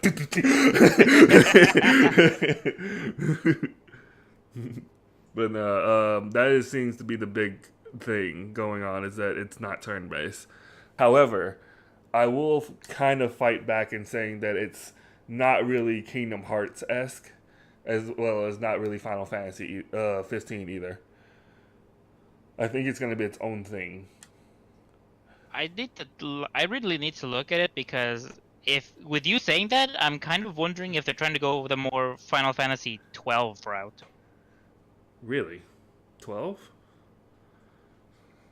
Like based off of what you said, because those are like action RPGs that you've mentioned, and if you're saying that it's not necessarily like those, then I imagine that there's like a bit of a heavier influence in the menus, in the selections, which makes me think that it could be possible that it's gonna ape 12 closer than a lot of the other previous incarnations. Which, yeah, makes sense. I am not all right with that, because 12 fucking sucked ass. Fight the internet. Ross would totally fight you. He would fight you I to will death. fight him right now. He'll do it with Jack style. Just grab you by the throat and just keep punching you. But yeah, that seems to be the big thing, that people are thinking it's going to be one of those two things, specifically Kingdom Hearts 2. But I think one thing that's, which is going to sound slightly silly, but at the same time, if you think about it, it kind of debunks the Kingdom Hearts 2 thing, was that it has an actual guard button. Versus like an actual parry button in Kingdom Hearts 2. So there's actually going to be defense in this game more so than Kingdom Hearts 2, in my opinion. So it's in one of those aspects of just that alone automatically tells me they're trying something different than they're normally doing. Because it's been a while since I played 15, but I don't think there was a lot of defensive options in there either, was there? No, I think most of your shit was from the teleportation. Yeah. Yeah, you just evaded most of everything. So it's like, I feel like they're trying something here that they haven't done before. Fair enough. I feel like Final Fantasy VII should not have been that project. Well, that's because you're a purist. Nobody cares what you think. Well, I'm not being shitty about it. Oh, really? Well, okay, I'm being shitty to 12, but I've hated 12 before this. Fair enough. You win this round. But I think I'm actually okay with it because it's a remake. They don't need to be kind of the same thing, in my opinion. Because do you honestly want Final Fantasy VII to be remade 100% the plan? Ooh, who you asking? If you're asking me, that seems like an unnecessary idea. So, to be 100%, no. But I do think a lot of things need to change. For example, the entire first section, I feel like needs to be expanded. Now, going off of that, like, so wait, hold on. Before I go any further, do you mean like story beats, or do you mean like world Everything? Okay. Yes. I want. Okay. Do you honestly think Final Fantasy VII should just be made 100% exactly as it was with updated graphics? The answer to that question is hell no. Absolutely not. Like, that seems like a waste. What you could possibly do with it, to me. Like, literally, what I mean by, like, the whole thing of, like, Midgar there and whatnot, you should be able to travel that city. Really get into it. Because that place is so interesting that to be there for such a short time as you are, it feels like a waste of a place. Well, I will say this. I don't think it's short, because if I remember correctly, it's almost like half the game, or it's like a quarter at least. That's a quarter of a game. But say not half, definitely not. I will fight the fuck out of you for this. No, yeah, I was just getting my numbers wrong. But I will also agree that they definitely need to flesh out the space, because it is an interesting city. Like, there are areas where, because the thing is, you're not dealing with super limited technology as much. They had to do like that real linear like pathways method in Final Fantasy VII, because they had to use like the rendered backgrounds, and like this is the first time they were using 3D models, and they were really taking a leap from the classic 16 bits that they had from Final Fantasy VI. Mm-hmm.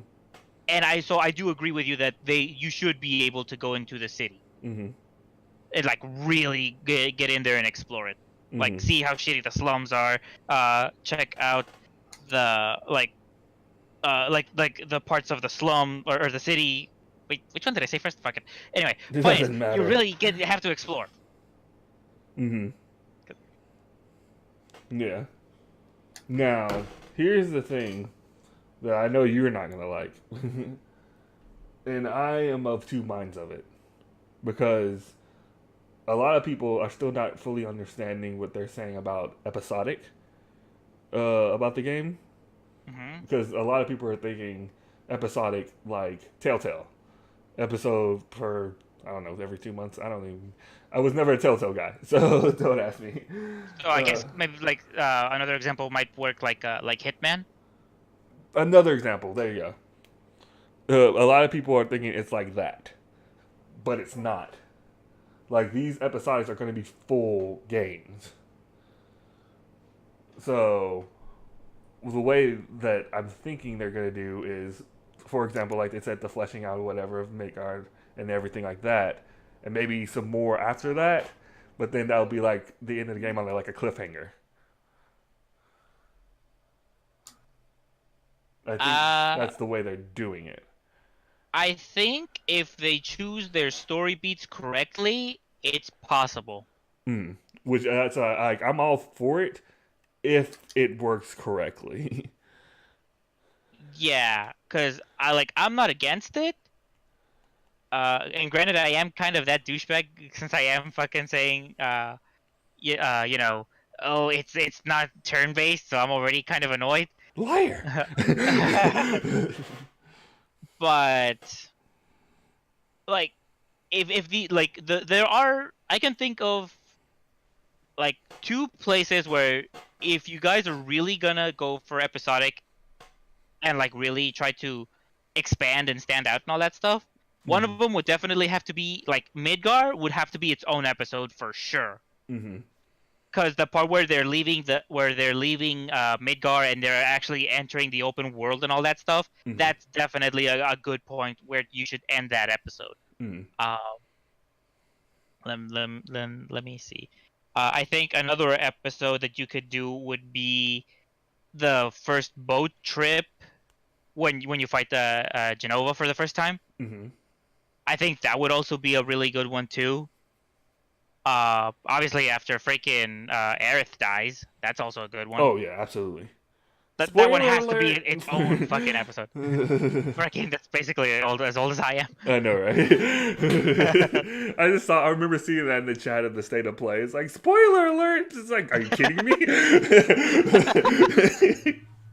Get out of here. Get out of here with that gay shit. The part between actually no, I think then afterwards, after Aerith's death, I think then you would have to the cliffhanger you would have to end on would have to be when they summon the weapon. Because like in there, it's like it's really good, but it's also really good tied together. So I think that might be your best bet, because that's when like Cloud disappears and a lot of big stuff starts to fucking it leaves like on another sour note, or dour, I should say. Sour makes it sound bad. Yes. And but then I think from there you would have to like home stretch it from the weapon's release to the ending. So how many parts would that be then? Like 5 or 4? I think 5, 6. Interesting. I'll post in the comments after I hear the podcast. I'll post in the comments how many like times I said that, like, you know, it should be like these sections. Which is fair. Now, there was one other thing I wanted to bring to you, and I wonder what you're gonna say, because of the way we've seen the gameplay being maybe a little bit more actiony from what we've seen. What are your thoughts on possibly adding co-op? The only time I've seen an RPG really do co-op was Final Fantasy IX, and it wasn't bad. I thought it was a cool concept. Really trying to improve on that though. I'm open to it, but I guess it's kind of like when we heard about co-op in Devil May Cry 5, we're open to it, Like, I'm open to it as long as it's good. Mm-hmm. Devil May Cry 5, it's not as co-op as they made you think it was. Mm-hmm. That said, it wasn't horrible. So I guess even if it was on that level, if it was the same level as Devil May Cry 5 on the possibility of co-op Mm-hmm. and execution, I guess I should also say, I would not be against it. Okay. And what about you, Eddie?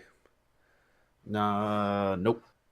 I don't haven't even played Final Fantasy VII. I was just talking shit Well, the on reason Remix. I asked mainly for you is because you and I have gone through the co-op for Final Fantasy 15.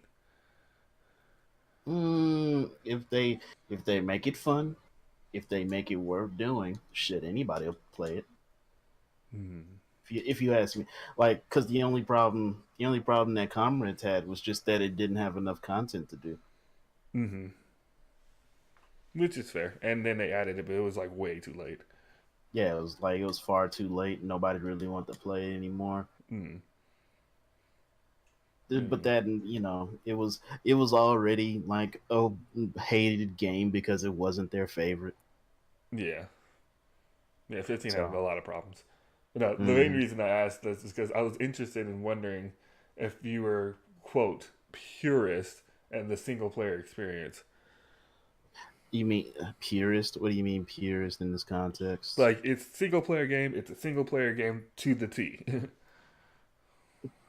I mean, shit. If co-op doesn't change your story prerogative at all, Which it probably wouldn't.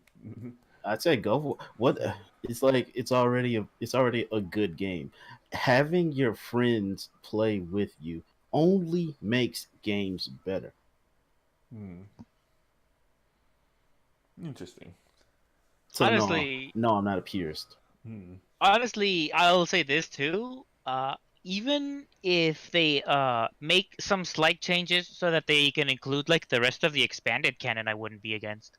Hmm. Which It, was maybe like the go ahead. fleshing out of Midgar so like you can really explore together and whatnot. You gotta cover your bases and stuff. Yeah, because if they made some stuff that ends up being like foreshadowing to Advent Children, if they add some stuff that's from like Crisis Core, all that stuff, Hmm. uh, I wouldn't be against it as long as the main story isn't like seriously fucked with. Fair enough. Oh no, well, okay, that's something I can get behind. I'd be a purist in that. Hmm. Like, it's like if Final Fantasy VII was to go a particular way, and then they pull like an Agame got killed Oh yeah, route yeah, where that they was fucked. just and they just deviated away. I'm like, that's not cool. Yeah, that was a fucked situation. Hmm. Yeah, if it was something where it's like, oh, Aerith doesn't die, and we're going on this totally different route, I'm just Oh like, yeah, what the you fuck can't do kind of that. fuckery is that? You really can't do that. Yeah, and I feel like I know for sure, but before the game comes out, I would replay the game again. Hmm. So I would definitely want to be on the lookout for like any game breaking changes. Fair Because enough. I imagine that like a lot of like the more pure purists, Hmm. they would like fucking be willing to like have a shit fit for some of the other stuff that would happen in there. Hmm. I wonder if making games co-op like that, because I wonder if they made it in the Final Fantasy 15 engine, right? Hmm. If they did it like that, what's wrong with making it co-op? Because I honestly felt when they let you use the other party members in 15, they were Hmm. gearing you for like co-op. Hmm. And So technically, they what? did a mission like that in Comrades, where you were the other party members. Yeah, exactly. So why not go for it like that, right? Don't ask me. I don't have an answer. I just know that there was somebody I was talking to. It was like, no, just no. I was like, okay, sure. Really, like Like, not even consider it? Hmm. He was totally against the idea. Damn. He's like, all right, you do you. I Make was sure to like, turn off online. yeah, definitely. But I'll never once be a purist against the idea of co-op. Hmm. only when co-op is impossible, I'd be against it. Mm-hmm. Like like I'm looking through my games, right? Mm-hmm. And to see like what game would be horrendously impossible to play co-op. Maybe Persona. Persona probably would be. Yeah, Persona's definitely up there for like that. That Persona game cannot be played in co-op, but at the same time, I don't think any turn-based RPG can be played in co-op. And see, I can slightly fight you on that. All right, what's Slightly up, bro? though. What you got? What you got? Because remember that Naruto game I was playing on stream? Yeah. That was a turn based thing and it was co op. What? Mm-hmm. Yeah, because I was doing online stuff on there while I was playing it. Mm-hmm. Yeah, we were doing like a bunch of raids and stuff when we would have our own character we chose in order to help each other. So I won't say it's not impossible, but at the same time, I can definitely see like Persona mechanics not working in a co-op setting. Definitely not. Not Persona. Persona would, if Tails was a true, if Tails could do it, if their combat system was different. Mm-hmm. Well, actually, as a matter of fact, Tails is a co-op game, just not online. Oh yeah, that's right. It's local. It's local co-op. So there's And that. also, one thing I will say is that Persona, I do think, has the potential to have a co-op version, but that's like the way that the story's got to be written around. Yeah. Agreed. I can dig that. Yeah. I was just curious because when that came up to me, it's just like, huh. I wonder who else thinks this. But like I'm open to it because Final Fantasy has tried co-op in other games before, so I'm not against it, but it just has to be good. Mm-hmm. Fair enough. But now we can get back to E3. Now, this is where I asked you guys the question: do you think E3 is okay because of all the drops basically lately? This will be the year that really tries them. Mm-hmm. Yep. That's what I'll say. They're definitely going to get tried this time around. Mm-hmm. Because I'm trying to remember what was the other conference last year that was giving E3 the challenge. Was it the Sony one? No, it was Or this was one it that was trying to something go for else? like a world record. Was it Game Awards? I think that's the one. Yeah. They still have to answer for that because I think Game Awards is definitely the biggest challenge that E3 has got. Nintendo, like they are way too. I'm gonna say unreliable because they like to announce stuff at their own pace. They like to do the like treehouse the direct stuff and the treehouse and all of that stuff. Yeah. And so they're, I'm gonna say like incidental. Mm-hmm. But and Sony, they definitely got like the swelled head at the moment because of like the non-challenge that Xbox has been giving them. Mm-hmm. And because of that, they feel like oh, we can just split off and do our own announcements because we don't need you guys for hype anymore. If E3 is really gonna be a contender, because I think if E3 is gonna survive, I think they need to work together with Xbox.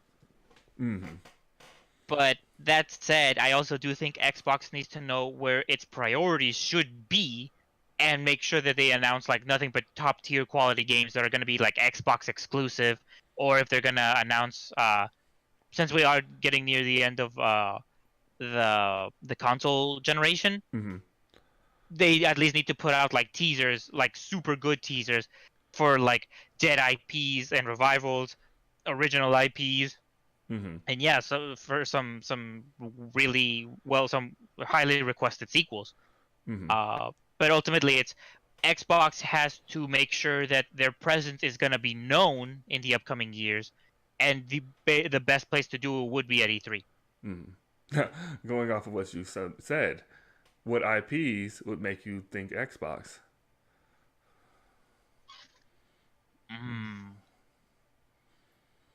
If I had to say, I feel like there could be a super good like Star Wars IP if it was like Xbox exclusive.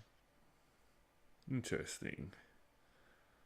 Also EA, so you. No, I'm just playing. Well, I mean, like I don't think like Disney's too happy with EA at the moment. They are definitely not. But I mean, what are you gonna do at this point now, right? Until they sever it, what Yeah. can we do? Because I know that I think it was like Knights of the Old Republic 3, I think it was. Yes. That's the one that people have been asking for ages. You could easily sell a good like a couple hundred like units for like Xbox One units if they said, "Oh, we're making an Xbox exclusive Knights of the Old Republic 3. We won't release this on PC at all." Mm-hmm. Yeah, that'll definitely get some attention for sure. The other thing though, I will say, because yes, I have said that E3 is definitely needs Xbox's help. Mm-hmm. I think they should also be smart though and have like good sized segments of third party devs. So like give them a chance to do their announcements. So like Tecmo Koei, Bamco, Capcom, um, Atlas, like give all of those dudes a chance. I'd be down with that. Because you don't want it to just be Xbox, because otherwise it might end up being like E3 just is absorbed by Xbox, and you don't really want that. What you want to do is you want to make it so that Sony comes back into the fold. Yeah, sort of next year. Yeah. Word. I do. I dig it. What about you, Eddie? I'm thinking if they want to get themselves back in the game and start giving Sony some competition again, I say yeah, they got to. Hmm. But any IPs in particular, maybe you could think of like, oh, this three IPs would be like, yeah, I'm gonna get an Xbox. Nope, Hmm. absolutely not. All right, I respect that. I guess for Any myself, ideas? Any of your ideas yet, Jess? Yeah, I was gonna I say. mean, for myself, the answer is obvious. Bring back Jade Empire. I mean, literally, that's all you need, and I'm already on your side. I mean, BioWare though. Yeah, I know. Don't remind me. Let me be happy. So much has been taken from me already. Scarlet, just let me have Well, one. can I say this? No, What if it was it would be better, I guess, or better for your hopes and dreams too, if it was a remake of Jade Empire. I'd be hella down for that. That's a updated graphics, some different like mechanics for fighting. Hell yeah. Make it Sign me co-op. up. And make it co-op. Shit. Like put in all of those, but I think that also it doesn't ruin like the legacy of the Jade Empire franchise, because it's not two, it's just a remake of one, which means you've got the original to fall back on. Absolutely. Shit. Sign me up day one. That's it, guys. I'm getting the X1. Why Jade Empire? Ah, okay. There we Like go. son of a bitch, you should have said Jade Empire a lot sooner. We could have saved you some time with all this BS.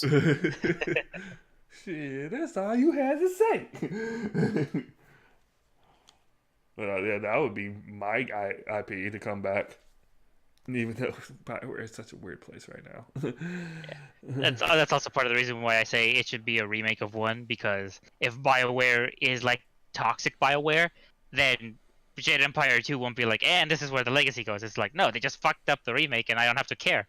Mm-hmm. Plus, it's a good way to judge for them if there's a chance for two. Yep. You just won me over just like that. God damn you.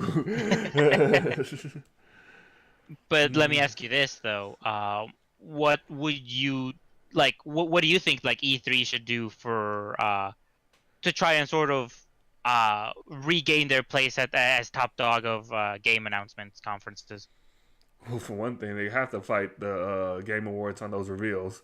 Because, let's admit, last year was not it.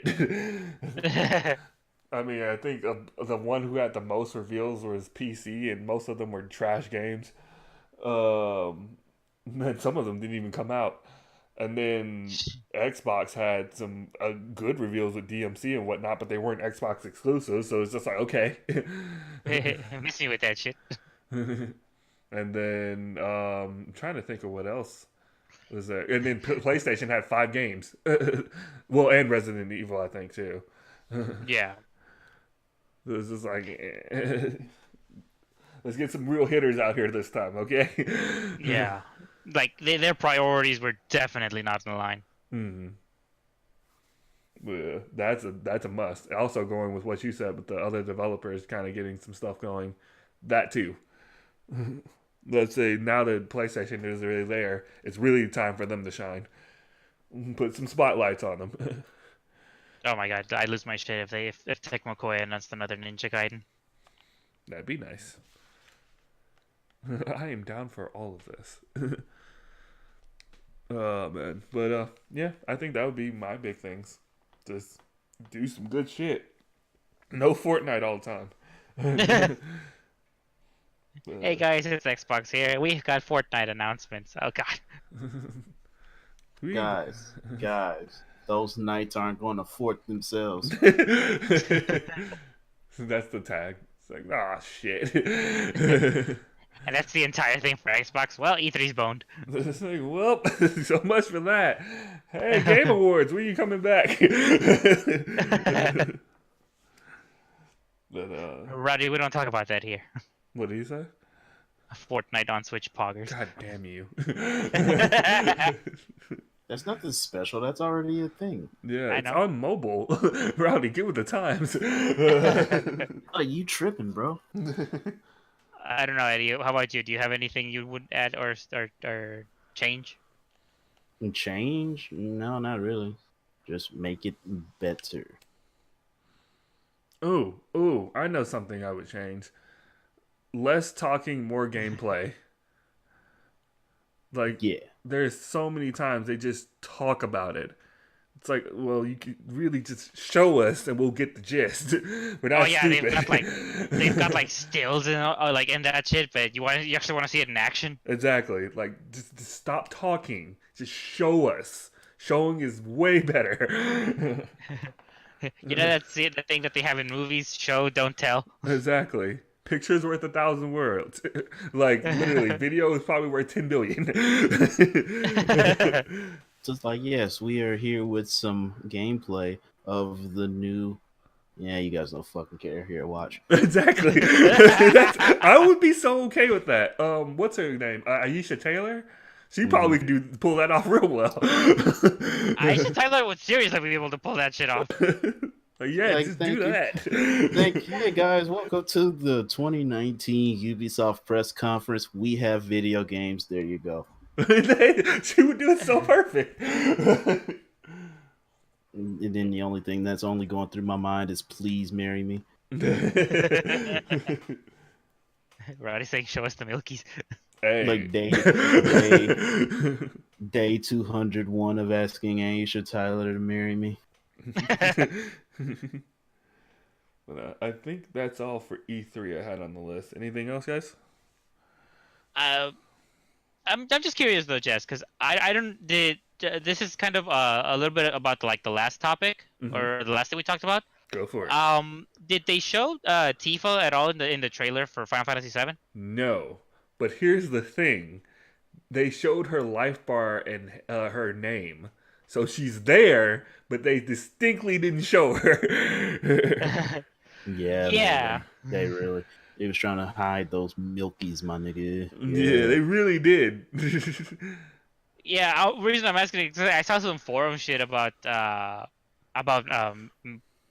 Tifa. I saw some forum stuff about Tifa, and I was just wondering, you know, like, yeah, we saw Aerith for sure, but did we even see Tifa? Not at all. Like, literally, they distinctly cut the trailer so you could not see her. Like, at all. She was there. You can see the life bar. It says she's there, but you cannot see her. It's all right. You didn't need to see her anyway. And her glorious tits. No frame by frame, no nothing. Although people are wondering because there was a thing I think about 4 years ago of a person who was apparently working on some SquareSoft stuff, and she did a mock-up of what she would make Tifa, and people are wondering if that's maybe what they'll be going for. If I can find the picture, I'll put it up on the thing, but it was pretty spot on. But yeah, people are wondering if that's what Tifa's probably going to look like. I will say though, because do not freak the fuck out if her fucking jugs aren't like triple D size. Okay, What? That's internet Damn shit. this game! It's worse than MK11. It's like, well, because I remember talking about this with Venom, and he was just like, yeah, the internet just fucking went berserk on those tits. She's got like a C cup around there. So it's just, so I'm just saying, like, if they're not like as massive as the ones that you see on the internet and shit, don't freak the fuck out. You know they will. Oh yeah, and I probably might end up joining them. No God. It would be like, what do you mean she's an A cup? Ban this game. Okay, if they go that far, Yeah, that's I'm just saying deliberate. Yeah, I'm just saying, it's like she's like a C cup around there. So this is like, if it's like around there, I'm like, I'm good, because that's what she normally looks like. It's like everywhere else that fucking blew them up. But if it's somewhere, it's just like, if it is something where they make her tits like A cup size, I'm just gonna say, okay, this is seriously pissing me off. I would have to side. I agree with you there. That was just a deliberate choice to say fuck you. We can't get jiggy with that shit, bro. No matter how hard we try, like there's just no getting jiggy with that. Mm-hmm. Yeah, I'm just putting this out there on the record though. Yeah, I'm with you. I got you. But I think that's it for E3. Yeah, that's about it for me. Rowdy needs his plot. God damn you. So now we can move on to the hilarious Sonic trailer for all the wrong reasons. Yeah, it's hilariously ironic. Oh boy. The sad thing is I was going to do a reaction to that, but it was just me staring the entire time when I did it. So I was like, no. I can't use this. This is not good. Like, what is this? So bad that even Sega put out a statement saying, we are not affiliated with this shit. Oh, man. But, so, thoughts on the trailer, Eddie? They would use Gangsta Paradise. Why did they use that? They would. Of course they would. I don't understand. Why would you use that song? Now it's synonymous with this stupid shit. Yeah, the only thing that went through my mind was just like, great. Now I'm gonna remember the trailer. Every Because time of the the part song. comes up. You can't even make a montage with that now. It's just Oh man, I don't get it. I really don't. even with that opening orchestra, man, just It's like that's one of the best parts. Come on, you ruined it. yeah, but it's just like now I just can't jam out to the song. Now it just has to be like, oh shit, man. Basically, use the one from Weird Al. Really, might as well. I didn't fuck this all the way up. Damn it. Oh man, but the good news is they're fixing Sonic. Yay! Yay! I mean, that's fine. They should have did that. I don't know why they thought making it different like that would have helped. Because corporate being corporate. Yeah, you're right. I mean, right now, in terms of video game movies, and I'm coming off of freaking Detective Pikachu yesterday, so I would have to say that at the moment, like, video game movies are sort of in the beginning of where comic book movies are, where they think, oh, they just need to see the name. They don't need to see anything remotely close to like the source material. Mm. and so they just got their heads up their asses, and they should really be analyzing, thinking, we've been here before. Why are we not learning? But guys, if they don't know what it is, how are they gonna really respond to it? Put Gangsta's Paradise in there; it'll be fine. Like, this rodent doesn't even look like Sonic. What do you know about Sonic? What do you know about Sonic? What do you know about Sonic? As the artist has the freaking Sonic T-shirt on. But, so the good news is he's getting changed. But here's the thing: I don't know if people are realizing about that. Well, first of all, we still have to see what he looks like. Well, that too. But also the fact that they didn't change the date. So that means those artists are going to be working extra hours to get that fixed. Yeah, hella overtime. Hella overtime. Yeah, and I feel like that's not good. Nope.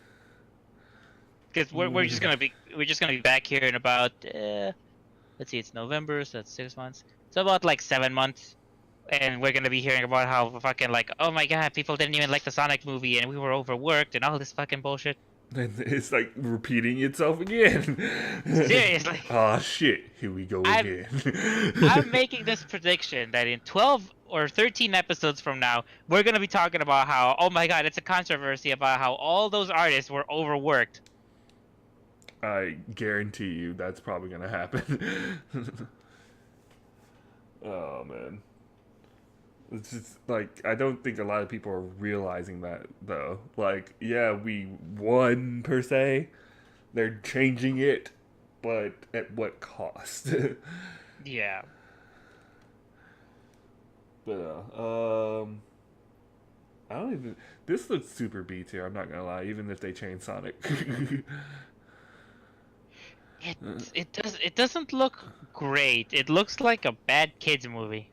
It really does. And I'll say this: I am a little bit in agreement about Rowdy. I'm a little bit in agreement about how Jim Carrey was actually kind of the best part about the trailer. Oh, dude, everybody's has so many memes. The problem is though that's not a high bar. Well, I feel like it kinda is because of remember what you thought about Jim Carrey being casted in the first place. I mean, I think Jim Carrey's great. No, I love the dude. Fucking The Mask is literally my favorite movie. Mm. But I just think that like he's gonna be trying his best, but the movie's not gonna be keeping up. Yeah. The dude by the end of it, he's gonna be coming out like freaking. He's gonna be looking like freaking Urian by the end of it, carrying that movie so fucking hard. Like literally, the memes are real. It's like this just in. Jim Carrey can't walk anymore after carrying Sonic on his back. Yeah, I saw that. Oh man. Jim Carrey literally a paraplegic after triumphant effort during Sonic movie. And like I saw this on one of the like reaction videos. People are already calling it, and I have to agree with them. That whole shot at the end of the trailer where he starts to look more like Robotnik, with like the goggles and all that stuff, that's not gonna be till the end of the movie, till the like right before the credits roll. Yeah, I can see that. It's Marvel stinger. Like that's the way I put it is I can see that, and I hate that I can see that. Yeah. Ooh. Not cool. But we'll see, I guess. Did you say like 6 months? I said like it comes out in 6 months. I'm saying 6 or 7. Yeah. Yeah. So yeah, I guess we'll see. But I'm not hyped for that movie. They need to seriously work on it. I will say though that it's not impossible for it to be good, because one of the most famously well-renowned movie companies, Pixar, they're kind of notorious for also having bad trailers. Mm-hmm. So it's not impossible that it's just a bad trailer, but that Sonic and the bad trailer are definitely not inspiring anything. Definitely not. Absolutely not. Anything more on Sonic? Gotta go fast. I hope that nigga lose all his rings. Damn. Like, please, just for the love of God, be good. I want it to be good. It looks bad. I want to be wrong. I said the same thing about Batman vs Superman, and granted, I wasn't right there, but damn it, I want to be wrong. Oh well, we can't win them all, right? Yeah, seriously. But now we can move on to Echo Fox versus Rick Fox. Did Rick Fox create Echo Fox? He did. What's going on here? So, the thing is, it started off with Rick Fox putting out a statement saying that he was no longer probably going to be working there, and due to the fact that he found that some of his investors were indeed racist. And then an article came out from a reporter really going into the statement of an email being sent to, I believe it was Jace Hall. And in that email, he called him the N-word. And this is where that kind of controversy kind of started. Wait, sorry, you cut off. He called who what? Out, yeah. He called Jace Hall the N-word. Ah. And literally, that's where this kind of controversy kind of started. To where it seems like this investor they're wanting this investor to basically leave his position, but the guy is trying to, the lawyer that Rick Fox has gotten up, because he's kind of lawyering up a little bit now, is that he's trying to pull it so that it was said to Rick Fox, when instead it was said to Jace Hall. So that's where that controversy came into play. So because people aren't really understanding what happened, they're thinking that Rick Fox was called the N-word, when in fact it was Jace Hall. And it was Rick Fox. No, it was the investor, not Rick Fox, that said the N-word. Exactly. Okay. Now, he was threatening to leave, which everybody applauded him and whatnot, saying, yeah, stand up for what you believe in, including, of course, your boy, Sonic Fox. And to that I say... Who wants to see the Sonic movie? Oh, jeez. He hears this podcast, he's like, hey, let me fight you on all these games. Oh, shit. But anybody got any takes on this? I mean, evidence, first of all. Like, it sounds like they've got good shit against the dude, so... I would say, freaking, like, take his ass to court and kick his ass out. Yeah, I'm down. I'm for that, too. Especially with some proof there. That since the dude is literally willing to just like, you know what? I'll throw all this shit away. So, hot take. Oh, no. Oh, no. I think that statement is stupid. What? Literally throwing everything away for it? It's a dumb statement, yeah, sure. But but all right, am I talking to work jazz or am I talking to brother jazz? Work jazz. You bitch. Oh, so again. I mean, honestly, think about it. No, it's stupid. No, I know what you mean. I did exactly that. I quit my job because I didn't like the way that I was being treated. It's like, I'm a gamer, man. I play enough games. But here's the difference on that one. Yeah, with I'm not being called racist terms. Well, that too, but definitely that too. I hope you weren't. Jeez, definitely not to my face. All right, so normal. The usual.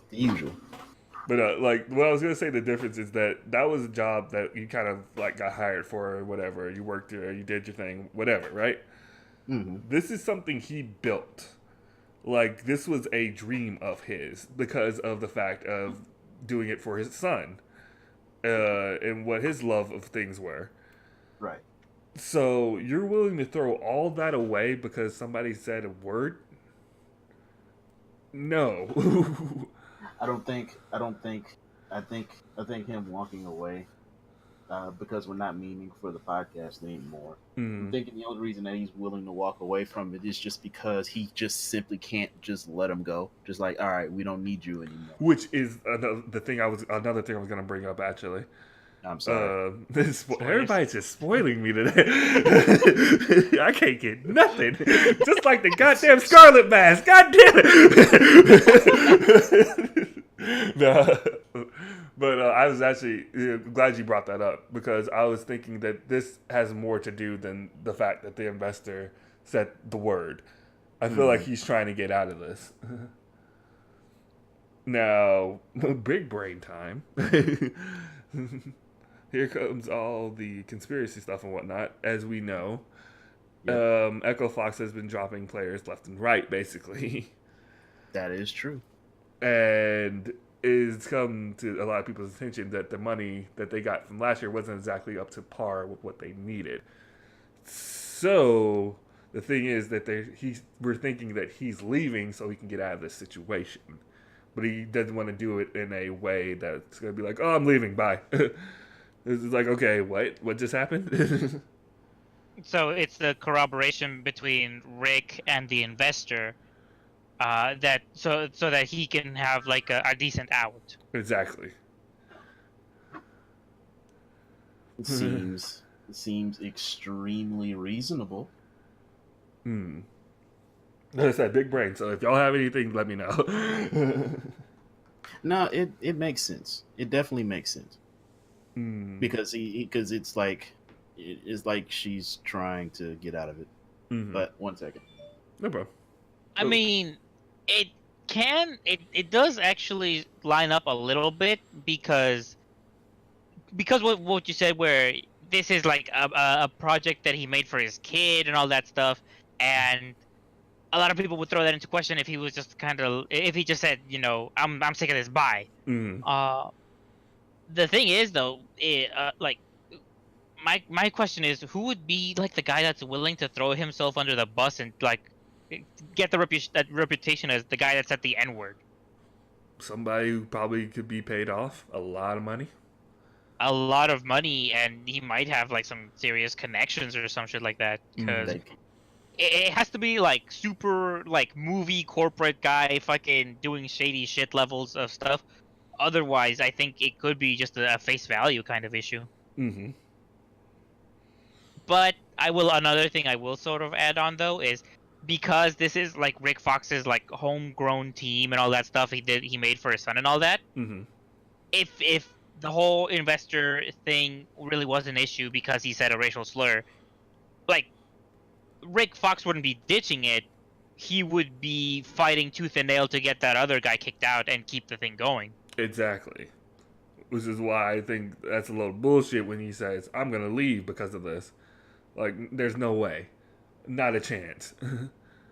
Maybe that's just a part of just trying to start fresh. Just like, all right, maybe he kind of incurred a little bit too much, and he's just like, okay, we need to like cut back. We need to get back to the basics. And unfortunately, like, as he's trying to do that, this happens, and it's just like, yo, fuck you in particular.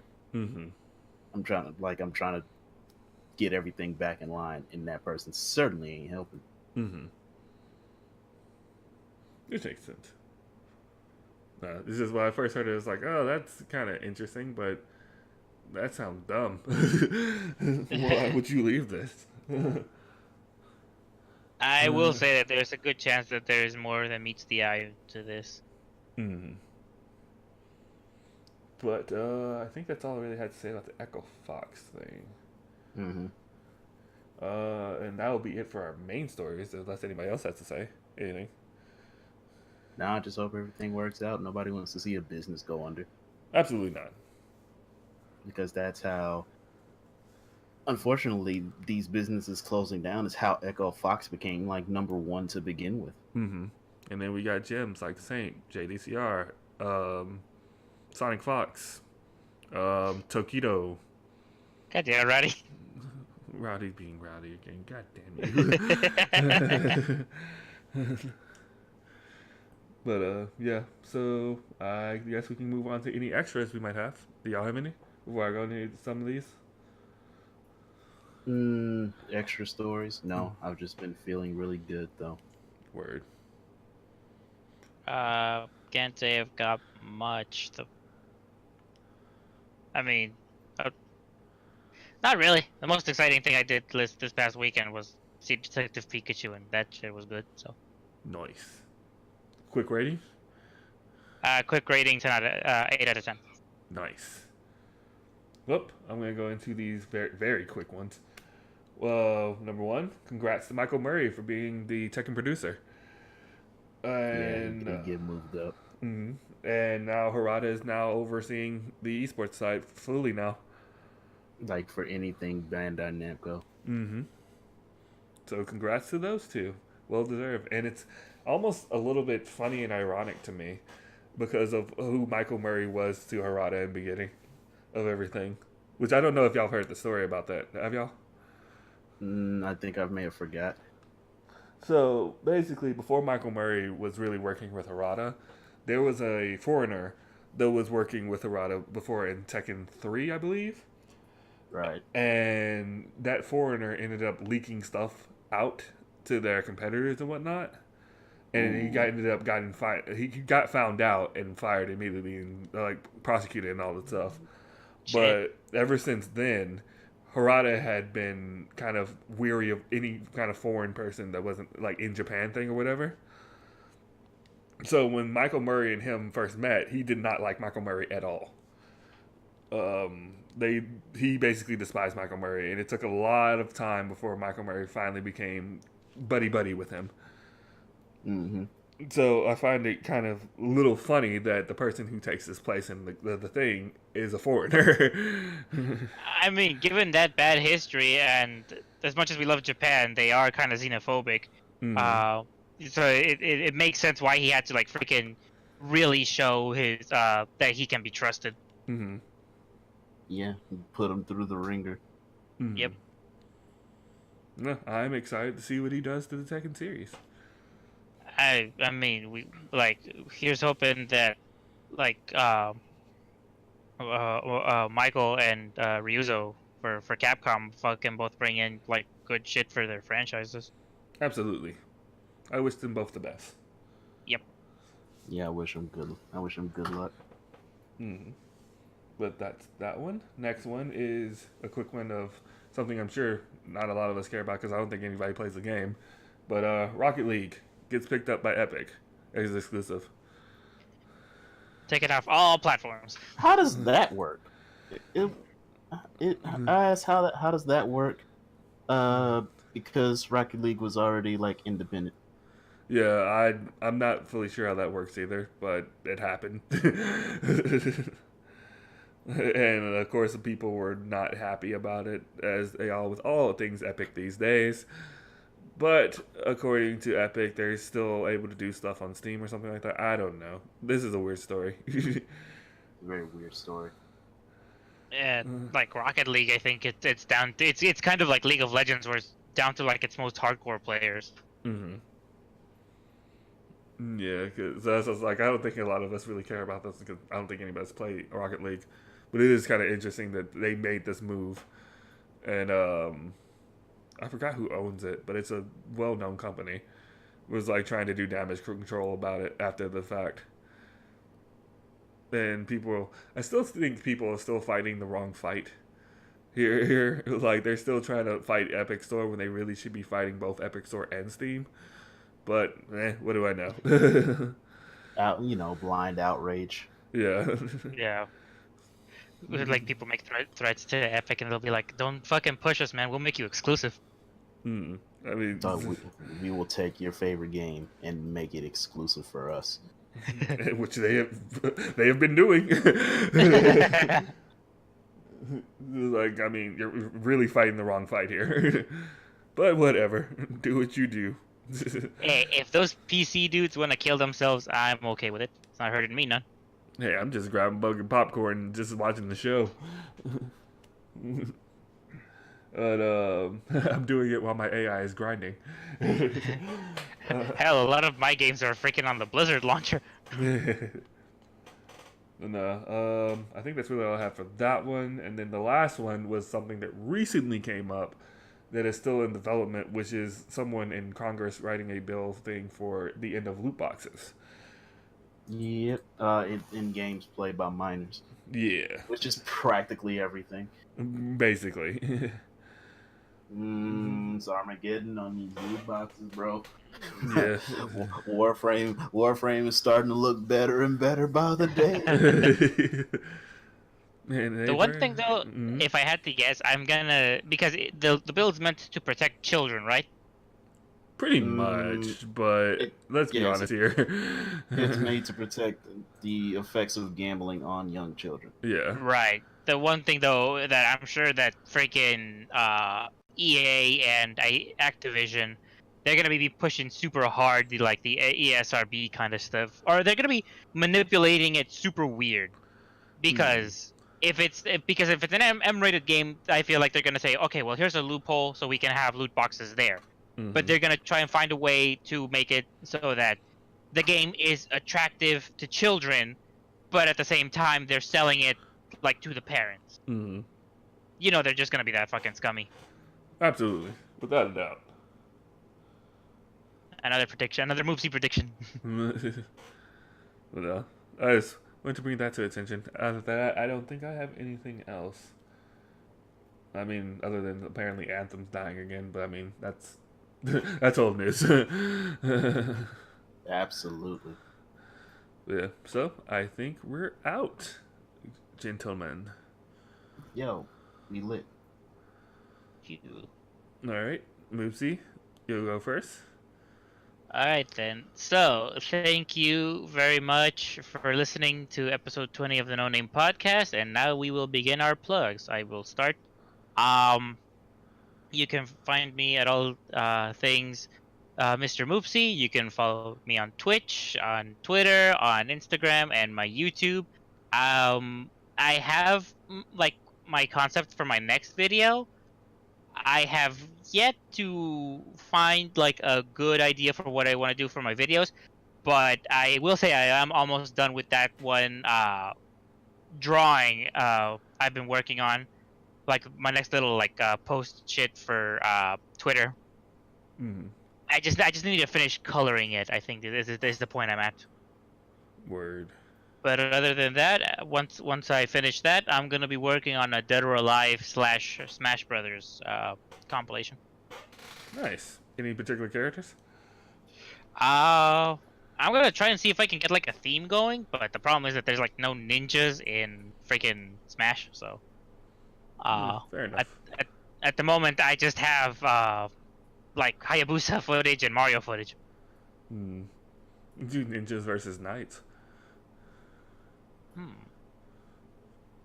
Maybe do something with Simon or something. That's the closest thing I'm gonna get to a knight, because I don't play freaking the Fire Emblem characters. Yep, that could work. Let's see. Rowdy says, "Play Monster Hunter World with me when Iceborne." Okay. And if there's any days when I need a replacement for my brother when he doesn't show up, I'll probably throw you an invite, Rowdy. And I'll be back to it when Iceborne fully gets going, so we can play Rowdy.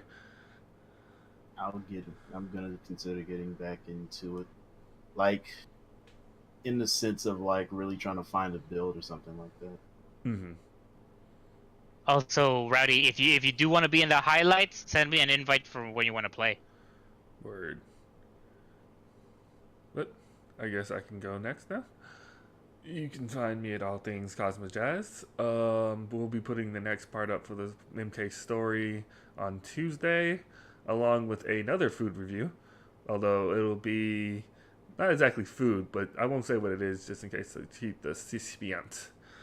But is this a Brad Tries kind of thing? Well, because some people were asking when am I going to do another one, and I was just thinking, maybe not. I don't know. But I figured if I'm going to do one, it's going to be something that I've actually wanted to try. Which you'll see what it is. Trust me. You're going to be like, oh, really? It's not going to be a pickle drink thing. I'm not doing that. It's pickle drink! That is not happening. Just like, hi, like, hello, fellow warriors. This is your boy Kazuma Jazz, and I'm here to try out some pickle drink. Not drink, not drink, but drink in particular. We lit. We stay lit all the time. Being lit never stops. Ready to watch? I'm sure he would. But I'll be streaming a little bit more MK, but like come Thursday, I'll be back to Tekken. Not back to Soul Calibur yet. I still need a little bit more time. He stares out the window. But yeah, then that'll be my schedule for the week. Happy May and happy Mother's Day. Eddie still has to do his plugs. Yeah, then my name is Baker. I'm not really doing much. I'm doing a bunch of real life stuff right now, but I will have the Steve Fox Punishment Guide coming up this Friday. Nice. You can find me. You can still find me at Baker_TTV for most things. I'm still gonna work on changing that. I'll find something at some point. But in the meantime, I'm just focusing on the things that I deem important right now. Fair enough. Rowdy says, IRL stream when? In your wildest dreams. Define IRL stream, and I say when. Yeah. But yeah, that's us. And... All right. Thank you very much for watching and / listening, and we will catch you guys next time. Stream over. See ya. Laters. You better be damn glad you don't say hit or miss anymore. I still say it, just depends on the situation. Don't do it now. Well, it might be hit or miss. Damn you! I guess they never miss, huh? No!